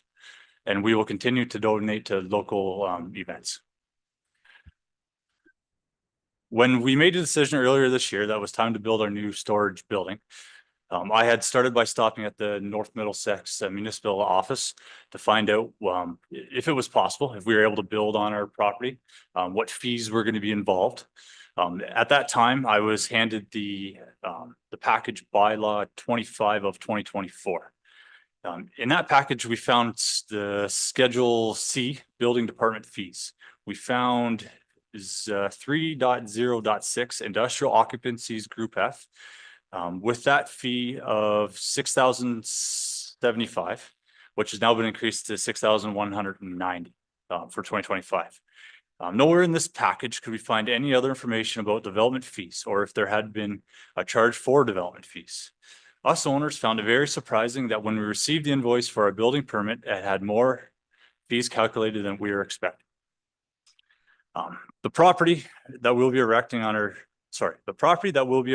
our new storage building on is zoned M3 rural industrial. It was surprising to see that there were charges for the urban development fee, not the rural development fee. This is a difference of $52,780 between the rural zoning and the urban zoning. We're willing to pay for the rural zoning, but the fee, we're willing to pay for the rural development fee, but with the property being zoned M3, with the lack of the hard boundary line for the village of Ilse Craig, we believe the rural zoning is appropriate. I'd like to thank the mayor and the councillors for their time and their attention this evening. I'd appreciate the opportunity to speak and for your dedication to servicing our community. Please take into consideration the M3 rural industrial zoning in making your decision. Thank you, Trevor. All right, who's going to speak first? I believe, Ralph, are you speaking to this first? Thank you, Mr. Mayor, through you to the group. I received a request from Building Department to review this invoice before it went out and verified that based on the information we were given of the square footage, based on the 2025 amended Schedule B to bylaw 58 of 2024, that the correct numbers had been used and that the arithmetic worked out to the $60,261. We had followed what the original bylaw for development charges had indicated that we were supposed to charge. So that was the amount that was invoiced based on the rules as they were laid out in the bylaw. All right, thank you. Is Daryl with us now? Hi, Daryl. Hi, Mr. Mayor. How are you doing? Good. We'd like to get your opinion on this. Of course. So in reviewing the details of the complaint and the bylaw, I believe that municipal staff have correctly determined the amount of the charge and did not err in applying the bylaw in this instance. As I understand, the application is for a new development of a 5,200 square foot industrial building to be used for storage. And as per the bylaw, section 3.2 of the bylaw defines the area to which the bylaw applies. And it goes on to further explain that water and wastewater charges are to be imposed on development in the Ilse Craig service area. This service area is defined in the map in Schedule D of the bylaw. And so it's my understanding that this subject development is within the highlighted service area that's identified in the map. Section 3.6 of the bylaw actually provides rules for industrial expansions. And so should a person expand upon their existing building, they can enlarge their existing building up to 50%, and they don't have to pay development charges on that expansion. Any expansion over 50% would be subject to development charges. In this instance, I don't think that would apply in that the storage building would not be considered an enlargement based on the wording of the bylaw because it's proposed to be a separate building. With respect to, I know there's a note in the complaint about not connecting to the water and wastewater services. But section 562 of the Development Charges Act is clear. It states that it's not necessary that the amount of the development charge for one specific development is limited to the increase in capital needs for that specific development. So essentially, if the bylaw says to apply the charge to a certain area, that it should apply to the area. So based on this, I think that municipal staff applied the bylaw correctly and applied the appropriate charge as per the bylaw. Go ahead, Carolyn. Thank you to everyone. I agree with everything that's been said to date. Staff did look at the bylaw correctly. There is a schedule that went with it that specifically identifies this property as within the urban area. And it also 3.6 does speak to enlargements of existing buildings up to 50% with no development charge. After speaking with Daryl Abs earlier, the one thing I could offer to council as a suggestion is it is council's bylaw. The development charge bylaw is council's bylaw, and council has within its ability to deem this addition to be this building to be an addition to the existing structure, in that the property, as I understand it, cannot does not allow for an addition to the existing structure. So basically, this additional structure can be deemed an addition for the purposes of the development charge bylaw. And in doing so, there would be no additional development charges required for it. If the property allowed for the addition, then we would require it be added on. But in this case, the property does not. So in that case, it's not the applicant's fault that they can't put an addition on it. It's just really not available on this particular property. So in saying that, we're not setting a precedent to allow people to go willy-nilly without development charges. This is a unique situation where it's a structure that should be an addition that can't be. So for the purposes of this decision, council would deem this to be an addition for the purposes only of the development charges bylaw. And that would allow the building department to issue the building permit with no development charges. And it certainly would meet the intent of the bylaw. So that's after discussions with our development charges consultant earlier today. And I think that might be an option for council to consider. All right. Is there anything else from staff on this? Nothing else from staff on this. All right, council, questions? Councilor Keel? Thank you, Mayor Rob. In moving forward, where is the clear line of delineation there between Elsa Craig and former East Williams? So if I may, through your worship, on all of council's desks, you received a map that looks like this. This very much matches the map that is in our official plan. And what this identifies is the urban settlement boundary for Elsa Craig. And it matches, the two match one another. So the southern boundary of our property that we're looking at, the subject property, is the edge of the settlement boundary for Elsa Craig. So it truly is within the urban area. It's very interesting, though, that the zoning does not suggest so, but this does form part of the development charges bylaw. So I can't argue that. We can't argue and suggest that we can apply the rural rate. It's just not an option because the bylaw does have this schedule within it. But council has within its right to make an exception under 3.6, as I've outlined, to allow this to be deemed to be an addition for the development charges bylaw, and that's in consultation. Anything else?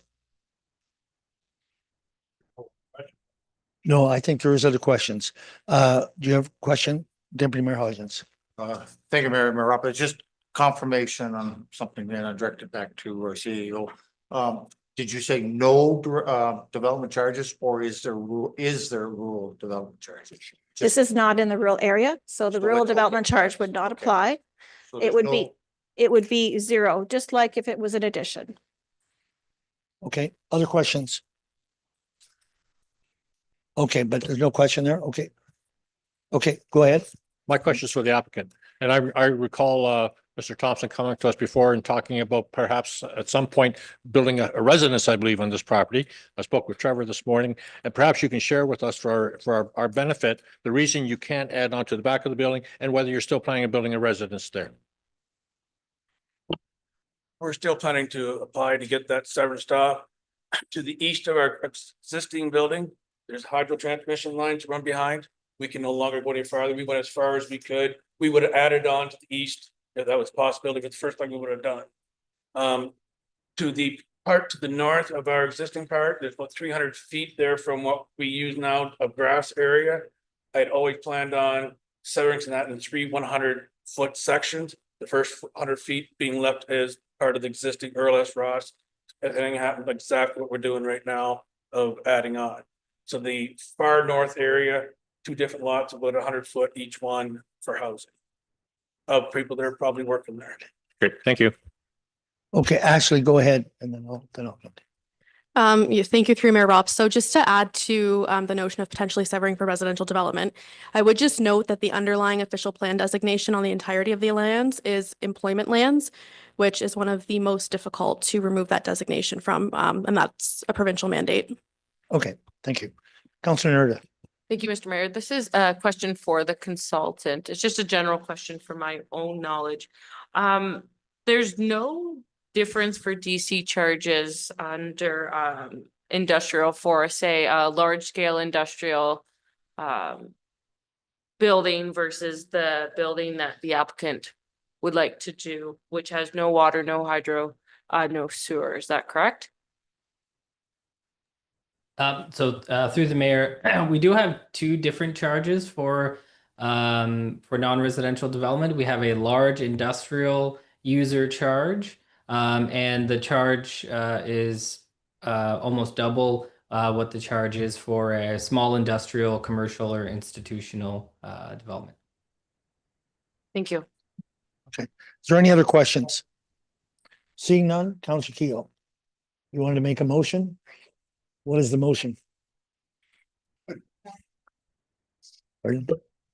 Through you, and thank you, Mr. Mayor. Before we go ahead and proceed with a motion, because this is now technically considered in the purview of our bylaw and not in the scope of the Development Charges Act, we have to make the motion reflect that. So I have something here that I should read out, and council can consider that. Okay. Okay. Whereas a development charges complaint has been filed under Section 20 of the Development Charges Act 1997 with respect to the property located at 11691 Petty Street, Elsie Craig, and whereas council has reviewed the circumstances related to the development and determined that a site-specific condition exists and intends to utilize Section 3.6 of the Development Charges Bylaw 41 of 2022, enacted by the municipality of North Middlesex, and whereas council wishes to address the matter through discretionary provisions of its bylaw rather than through statutory complaint process under the Development Charges Act, now therefore be it resolved that council approves the change in development charges otherwise payable to the development located at 11691 Petty Street, pursuant to Section 3.6 of the Development Charges Bylaw due to this site-specific condition as identified and reviewed by staff, and that the complainant be advised that the matter has been resolved by council through the provisions of the applicable bylaw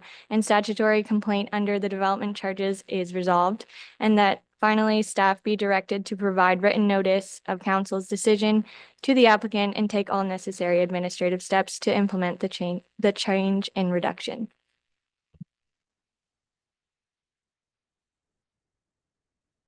That's exactly what you were going to say. So the reality is, seconded by Councilor Irwin, the reality is that there's no development charges because of this change. Wait, we got to vote on this. Oh, no, go ahead, ask your I have question. a question before we vote. Yeah, go ahead. Okay, just before we vote, and I'm just curious, by doing this, are we setting a precedent for other applications? This is very site specific. I'm aware of that. I'm just asking my question. Through your worship, certainly that's always my concern as well. But this is a very unique situation, as the mayor has suggested, and it will be dealt with on a case-by-case basis. I think we have every bylaw that we have in the municipality always has unique situations, what we have to consider. But certainly I do not believe that this opens any sort of floodgate of applications. I think this is a very unique situation. And there is, with the understanding that staff absolutely followed the right procedure when they did this. I'm recalling a breezeway in McGilvery Township. That's what Yeah, I'm I asking. didn't say that. I'm saying here today that on this application, staff was appropriate. So we have a mover and we have a seconder in favor of that motion. That is carried. Thank you, gentlemen. Thank you. All right. Feels like the meeting's almost over, doesn't it?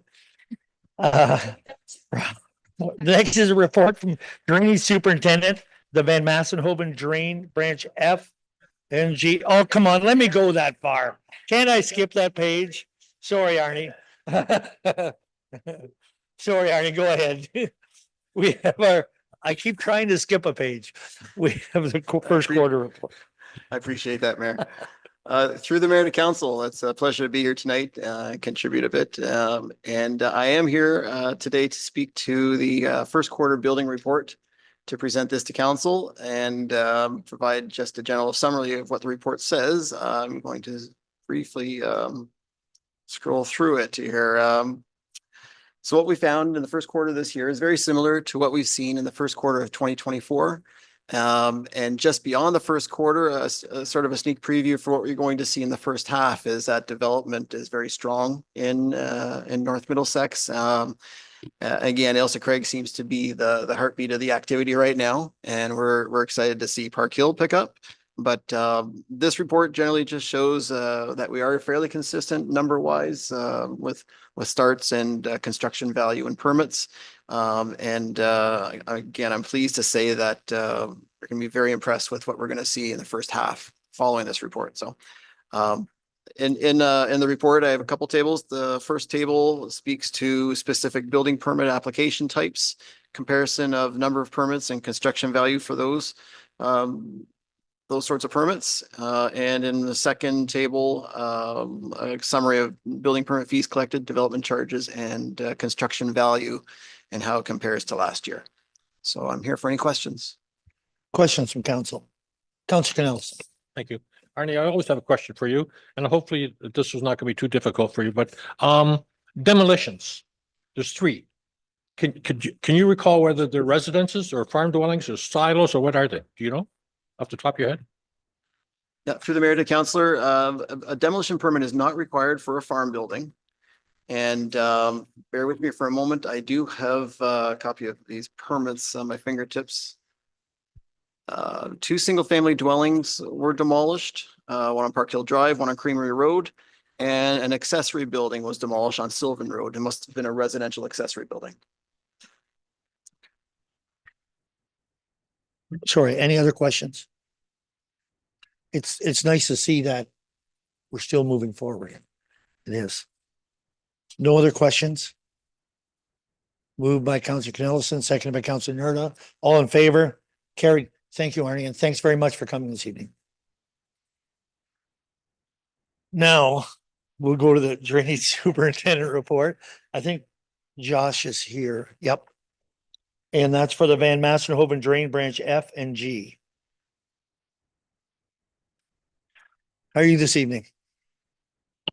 Good, thank you. You got lost back there in the crowd. Yeah.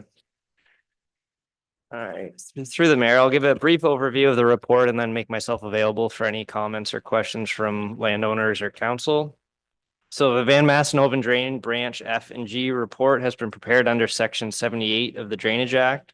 The report proposes the replacement of 1,940 meters of branch F of the Van Massenhoven drain and the entire replacement of branch G, which is 450 meters. The drains are to be replaced with tile ranging in size from 750 mil to 250 mil diameter in order to provide a drainage coefficient of 50 millimeters per 24 hours or 2 inches. As this is beyond the grantable drainage coefficient of 38 millimeters per 24 hours, A portion of this project will not be eligible for the 1/3 grant provided by the Ontario Ministry of Agricultural, Food and Agribusiness. The existing municipal drain from 1970 shall be abandoned as part of the drainage works and will no longer be maintained by the municipality. An informal meeting was held for this project on April 3rd, 2025. Prior to this meeting, all affected landowners were distributed a copy of the draft report. At this meeting, no major concerns were brought forward with the draft report. The total estimated cost for the project is $425,387. At this time, I'm available for any comments or questions. Questions? Counselor Keel. Thank you, Mayor Rob. Josh, you mentioned a portion of that is not eligible for the 1/3. Is that correct? Through the chair, that is correct. So within the assessment schedule, there's assessments to all the properties or some of the properties as a special benefit assessment, and that amount will not be eligible for the 1/3 grant. Okay, any other questions? We have a recommendation in front of us, moved by Counselor Daigle, seconded by Deputy Mayor Hodgins. All in favor? Carried. Thank you, Josh. Our next report is 7.3, Drainage Superintendent on the petition received for the new municipal drain. And Sam, you're doing that one. Yeah, thank you, Mr. Mayor. To the mayor and members of council, pardon me, in Joanne's absence, I'm happy to bring this report forward in front of you this evening. Report DIO 34 of 2025 that informs council of a petition filed under Section 4 of the Drainage Act requesting the construction of a new municipal drain and to recommend appointment of an engineer to the project. The petition for the drainage work was received on May 9th of 2025 from 2 landowners. The properties involved include concession 2, lots 14 and 15, with possible extension to concession 1. The drain request is to replace an old private clay tile system that is failing in a capacity, and the proposed drain will cross Nairn Road and outlet into an existing municipal drain, which is currently under design and is yet to be named. Spreet is being recommended as engineer appointment due to existing involvement on the adjacent projects, and this appointment is required by Section 8(1) of the Drainage Act for new drainage petitions. So the recommendations in front of council this evening for this report are as follows: that council receives report DIO 34 of 2025 regarding petition for drainage works by owners according to Section 4 of the Drainage Act for information, and that council accept the petition for drainage works by owners according to Section 4 of the Drainage Act, and that council appoints Spreet Associates London Limited as engineer to the project. And certainly in Joanne's absence, I'm happy to try and answer any questions. Thanks. Questions from council? No questions from council on this? We have a recommendation. Counselor Daigle, Counselor Keo, all in favor? Carried. Thank you. Thanks, Sam. Report from Director of Infrastructure, and that's on DIO 31 2025 Municipal Housing Infrastructure Program, Health and Safety Water Stream Fund Application. Thank you, Mr. Mayor. To the mayor and members of council, before you this evening is report DIO 31 of 2025 that requests council support for submitting a fund application to the Health and Safety Water Stream for reconstruction of the Mount Carmel Reservoir following completion of the currently ongoing detailed design assignment, which has been awarded to Dillon Consulting Limited. As everyone is aware, the Mount Carmel Reservoir was built in 1974 and is a critical water infrastructure asset which is in deteriorating condition. The reconstruction addresses health and safety risks, supports regulatory requirements, and through those lenses aligns with the requirements of the HSWS fund stream that is now open through the province. Total project costs being carried as part of the fund application include project costs at 5.5 million, noting that the funding stream covers up to 73% of a project, which equals roughly just over $4 million. If we were to be successful, would be provided by the province with municipal contribution of 27%, which equates to about 1.485 million. The reconstruction scope of the project includes construction of a new bypass chamber, implementation of full SCADA system, upgrades to the electrical, mechanical, process equipment, and expanded reservoir capacity to improve our water service reliability. So the estimated project timelines that are being carried at this time and through the application notes that design from Dillon is likely to be completed around September of 2025, with tendering late this year or early next year, certainly pending budget approval through the next budget cycle, with construction hopefully starting, again, pending budget approval and funding, Q1 of 2026, and it's being estimated at this time that the project would conservatively take about a year to a year and a half to reconstruct. At this time, again, the municipal share of the project is expected to be tabled as part of future budget deliberations. Reconstruction of this project, especially with the received funding, is expected to significantly reduce future maintenance costs and operating costs for the reservoir. So next steps, as far as the submission goes, I would look to certainly finalize the application, again, pending council support, in accordance with the requirements of the submission, which is formally due in June. I'd certainly like to submit far earlier than that with council support and get an application in as soon as we possibly can. And then staff can explore co-funding opportunities where available. Otherwise, it will be tabled that we'll carry our portion as part of future budget deliberations. And then I'll be happy to report back to council on application status if we do choose to file, how that goes. So recommendations in front of council this evening for this report are as follows: that council receives report DIO 31 of 2025 regarding the Municipal Housing Infrastructure Program, Health and Safety Water Stream Fund application for information, and that council directs staff to proceed with an application to the Municipal Housing Infrastructure Fund, Health and Safety Water Stream Fund application for funding for reconstruction of the Mount Carmel Reservoir. And I'm happy to answer any questions. Thank you, Sam. Questions? Deputy Mayor Hodgins and then Councillor Nerda. Okay, you have a question first? Thank you, Mayor Rob. Just, I do support this. There's no question I support this, but, just question, when this fund is announced, do they ever say what the total pot is that we can pull out of? Like, is it how many millions? Or, Through your worship, bear with me and I'll get you the answer right now. If I may, your worship, I can add to that, no, they don't give us what our chances are. It's based on the number of applicants. No, he's. Yes, but I'm sure that Sam will provide. I'm sure Sam will pull that up for you momentarily. I just thought I'd add to the second part of your question. Yeah. Yeah. Go ahead, Sam. So through your worship to the councillor, this is what they're calling the second intake of the program. So they're suggesting that it's an additional $325 million. Okay. Okay. Any other questions first? No other questions? Moved by Councillor Nerda, seconded by Councillor Daigle. All in favor? That's carried. Thank you. The next one I believe is 7.5, and that is again from you, Sam, and that is on the Elsa Craig inflow and infiltration study. Thank you, Mr. Mayor. To the mayor and members of council, before you this evening is a report DIO 32 of 2025 that provides an update on the Elsa Craig I&I study project and seeks council's approval to reallocate just over $61,000 of budget remaining from the approved 2025 capital funds that were allocated to the Mount Carmel Reservoir Design Project to cover the remainder of costs associated with the completion of the I&I study. The I&I study intent is to better identify and recommend options for mitigating stormwater that is entering our sanitary sewer system in Elsa Craig, which certainly causes or leads to issues that we're having with overflows at the William Street pumping station and a lot of additional water that we're seeing through the Elsa Craig wastewater treatment plant. BM Ross was selected as the proponent in late 2024 at a total project cost of $98,774, which included HST, and to date, just over $50,000 has been spent on the project, and we require, again, just over $61,000 to complete the project based on its current status. The Mount Carmel Reservoir Project, if you recall from the last meeting and a report I brought forward, we were $92,000 under our estimated budget. So the Mount Carmel Reservoir has an additional $92,576.98 that sit on that project allocated. That certainly I'm seeking council support to reallocation a portion of that too. So recommendations in front of the council this evening are as follows for this report.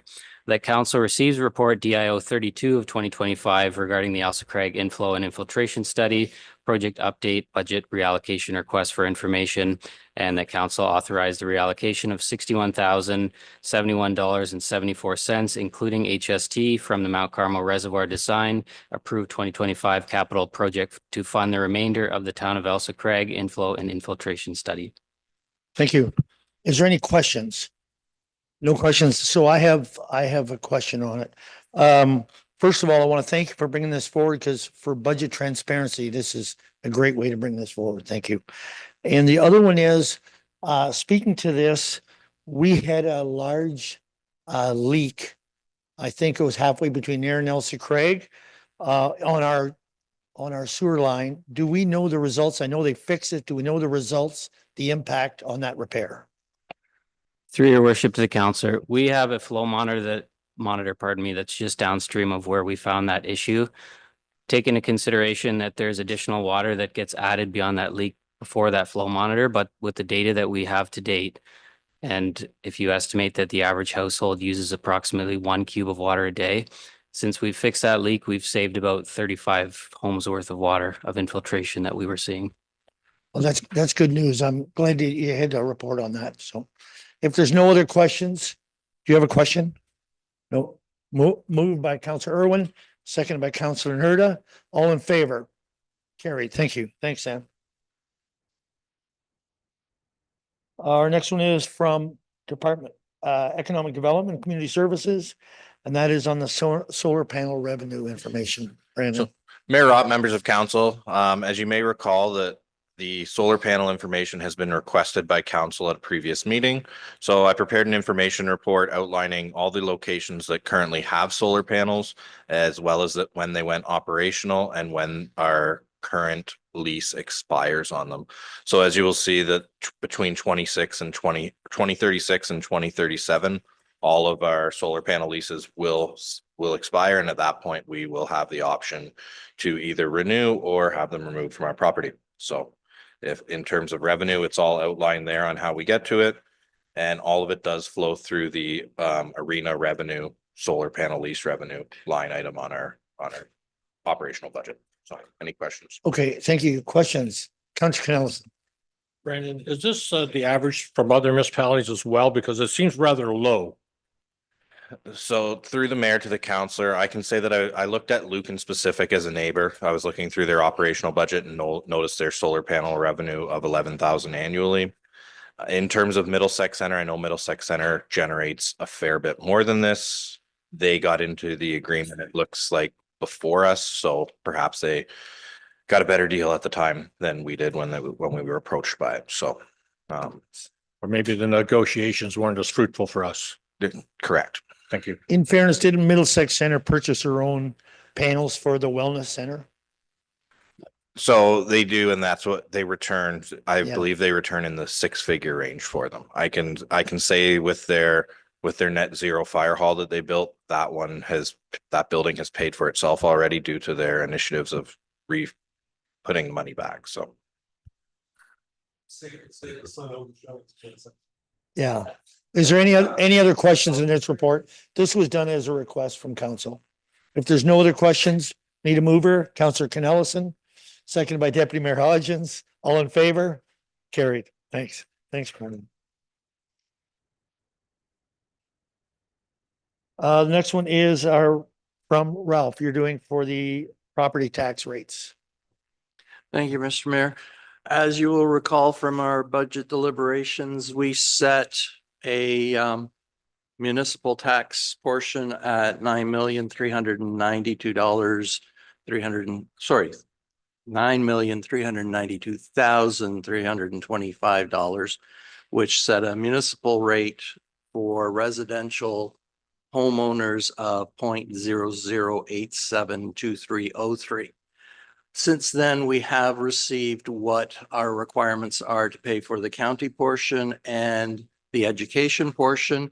And you'll see in my report that the county is requesting $4,977,506 at a rate of 0.00462281, while education is coming in at $2,085,625 at a rate of 0.00153.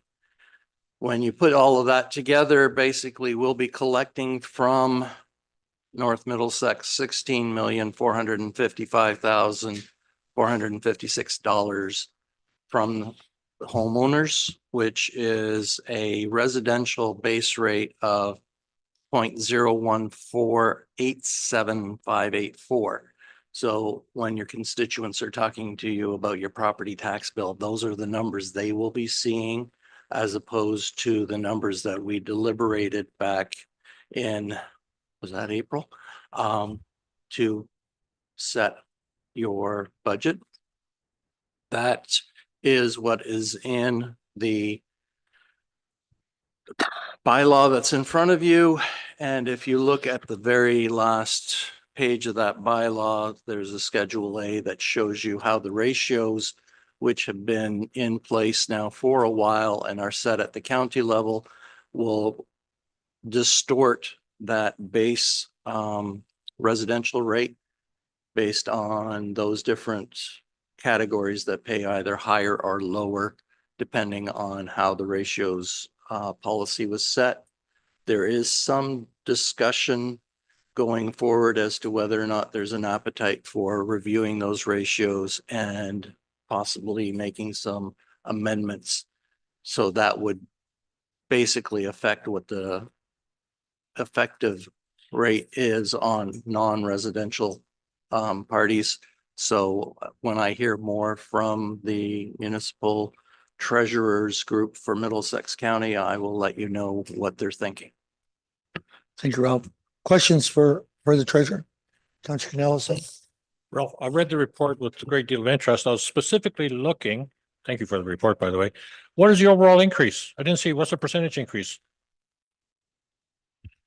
The increase on our municipal piece is the 2.69 that we set. So ours is set at that. The county, I believe, was 4.1 or 4.4. I forget which off the 4.1. top of my head. 4.1. But I didn't have a total number from last year available when I was throwing this together. So I didn't do a ratio. I would like to start doing that as the template for this going forward so that you get a feel for that. My only concern is if I start showing you the ratio of what the total increase is, you're going to want to start to try and influence numbers that you don't influence. I.e., if you look at it, almost half of our tax base is going to the county and education, and we don't have a say in what those numbers are going to be. And I do appreciate that, and I understand what you're saying. My question for you is, when I get calls from people saying, why do my taxes go up? How much do my taxes go up? I like to give them an answer. Is it 2%, 4%, 6%? What is it? Through the mayor to the councillor, I'll source that out and send it out in an email to everybody so that it's laid out. But the thing to remember is that we were only responsible for 2.69. I understand that. On ours. So it's Yeah. It's a question of how much responsibility you want to take. But I understand that. And I did ask our county rep what the impact was going to be on us, but I didn't get an answer there either.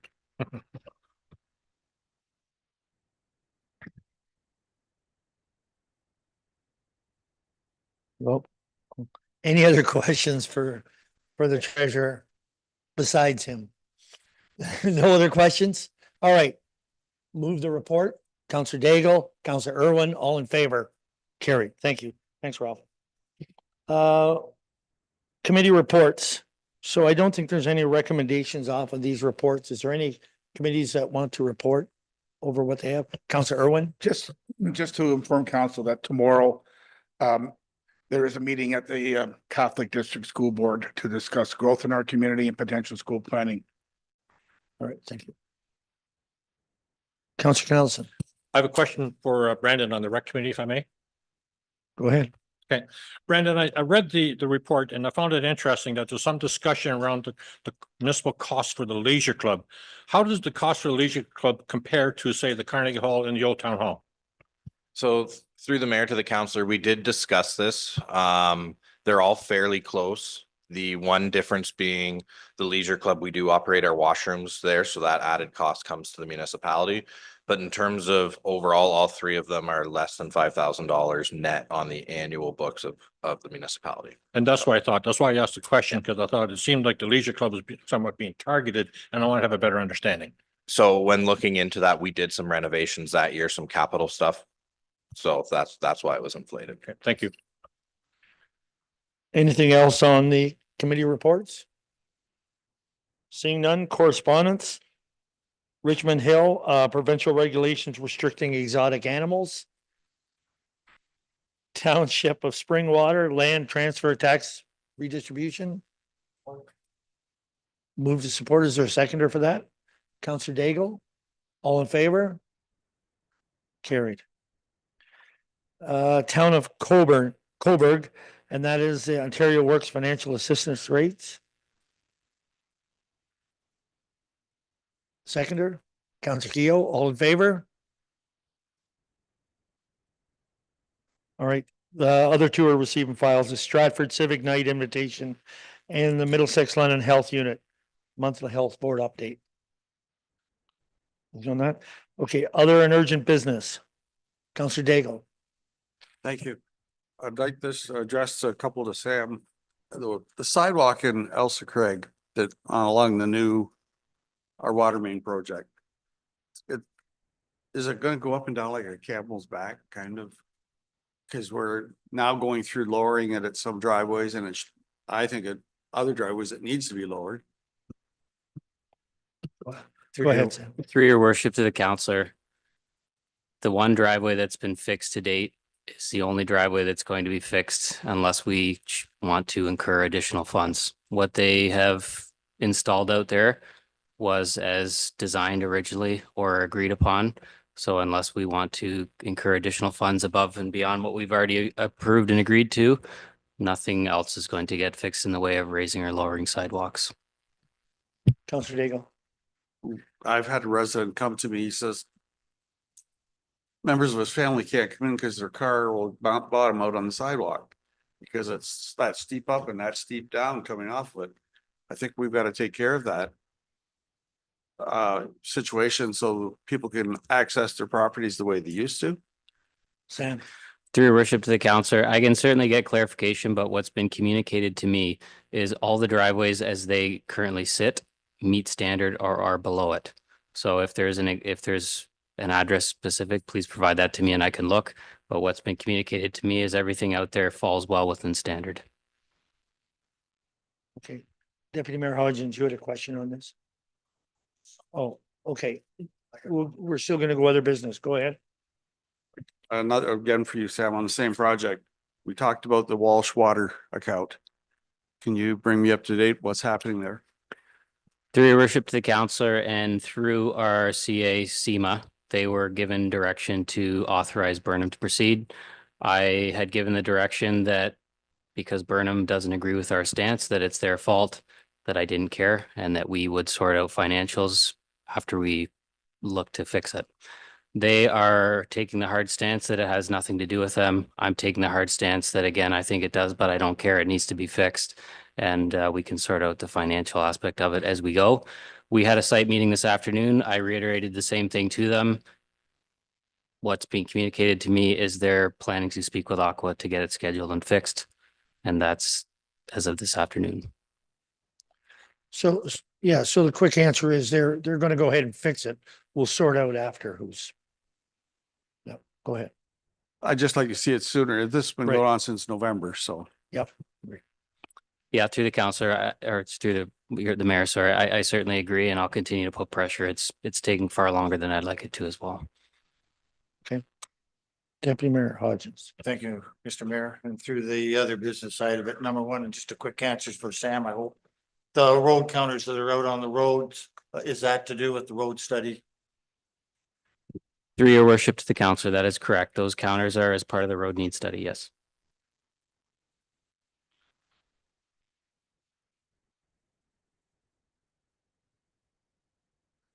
No. Counselor Canellison. Question for Brandon, and Brandon, as I mentioned to you earlier, was someone requested I ask you what the status of the electrical upgrade at West Williams, if you could provide an answer, please. So through the mayor to the counselor, we're having contractors out next week to price, and then we'll be proceeding with a quote and having it done so that it's done well in time for Bluegrass Festival. Wonderful, thank you. And I have one other issue, that's just for general interest, I suppose. I had a resident when I was out here walking around in the rain last Saturday, and I was trying to dry off here in the lobby, that they said, well, Adrian, you look pretty wet. I said, I am actually wet. But they wanted to talk about where our local astronaut grew up. on the corner of McGuire and McGilvery Drive. And that is a pile of rubble, and they felt that there should be something, form of acknowledgement that our famous astronaut actually lived and grew up there. So just bringing that up for discussion, if anyone has any ideas. We'd like to. Counselor Irwin. Thank you, Your Worship. That leads into discussions that the Elsa Craig Village Association has been having about signage on the village. As you know, currently, we lost the sign, and our current signs recognize two past dignitaries from our community. The Village Association was considering new signage where they could rotate individuals of note in our community over a period of time, including the astronaut and others. So that was something that came up through conversation of Village Association as recently as last evening. And I find that very interesting and very appreciative of that, but he didn't grow up there. He grew up in McGilvery Township on a corner of McGilvery Drive and McGuire Road. And that was the point of what that's brought up. All right, thank you. And that's something, and I know, let's just make a comment. This has been talked about with him before, and he was scheduled to go into space and that got canceled. And I know at that time there was talk of doing something, and I think a plaque at that location about the road would be great, as well as having a sign, you know, commemorating. Pardon me? He's scheduled to go again. Yeah, I hope he does for his sake. Okay, you got anything else? Councilor Irwin. Thank you, Your Worship. First, I want to thank Councilor Daigle for raising the issue of sidewalks, something that I've been talking to the Director of Infrastructure about as well. Similar concerns and issues around sidewalk height along that stretch of Queen Street. My second issue, and I have talked to the Director of Infrastructure and he's working on it, but I just want to inform Council, we did make a motion October 2nd to look at speed and road safety and signage on our roads, survey and some research on that matter. And there hasn't been a lot of development on it yet, but I think the Director of Infrastructure is now working on that initiative. Through your worship, and to the councilor's point, yes, that is now with staff and we are working on that. Yep. Okay, thank you. Any other business? Okay. Seeing none. Sorry, go ahead. Go ahead, I Brandon. just wanted to remind council that it is Van Osh's grand opening of their farm store this Saturday at 11 a.m. And I think So- the ribbon cutting at 11. Yeah, so it'll be a good agribusiness that's doing their grand opening. So just wanted to pass that along. Perfect, thank you. Councilor Daigle. It's to do with the council calendars. This item in particular, these, can we not blast them out to the council so they appear in our calendars on, you know, through our systems so that you've got a reminder for meetings, anything like that? I know we can put it in ourselves, but sometimes it gets discussed and it doesn't hurt to get it. Just a as second time. an invite, so it As goes a- into your calendar. Yeah, Is that for- possible, for Felicia? Any committee meetings, anything like this that you want a council person to be at, they gotta know what's happening. Okay, Felicia. I can send that out as a calendar invite for main events like this. That's fine. Okay. Councilor Ellison. Councilor Daigle, did you get the invite for the June 3rd Fire Committee meeting? Thank you. It was noted you were not there. The June 3rd one.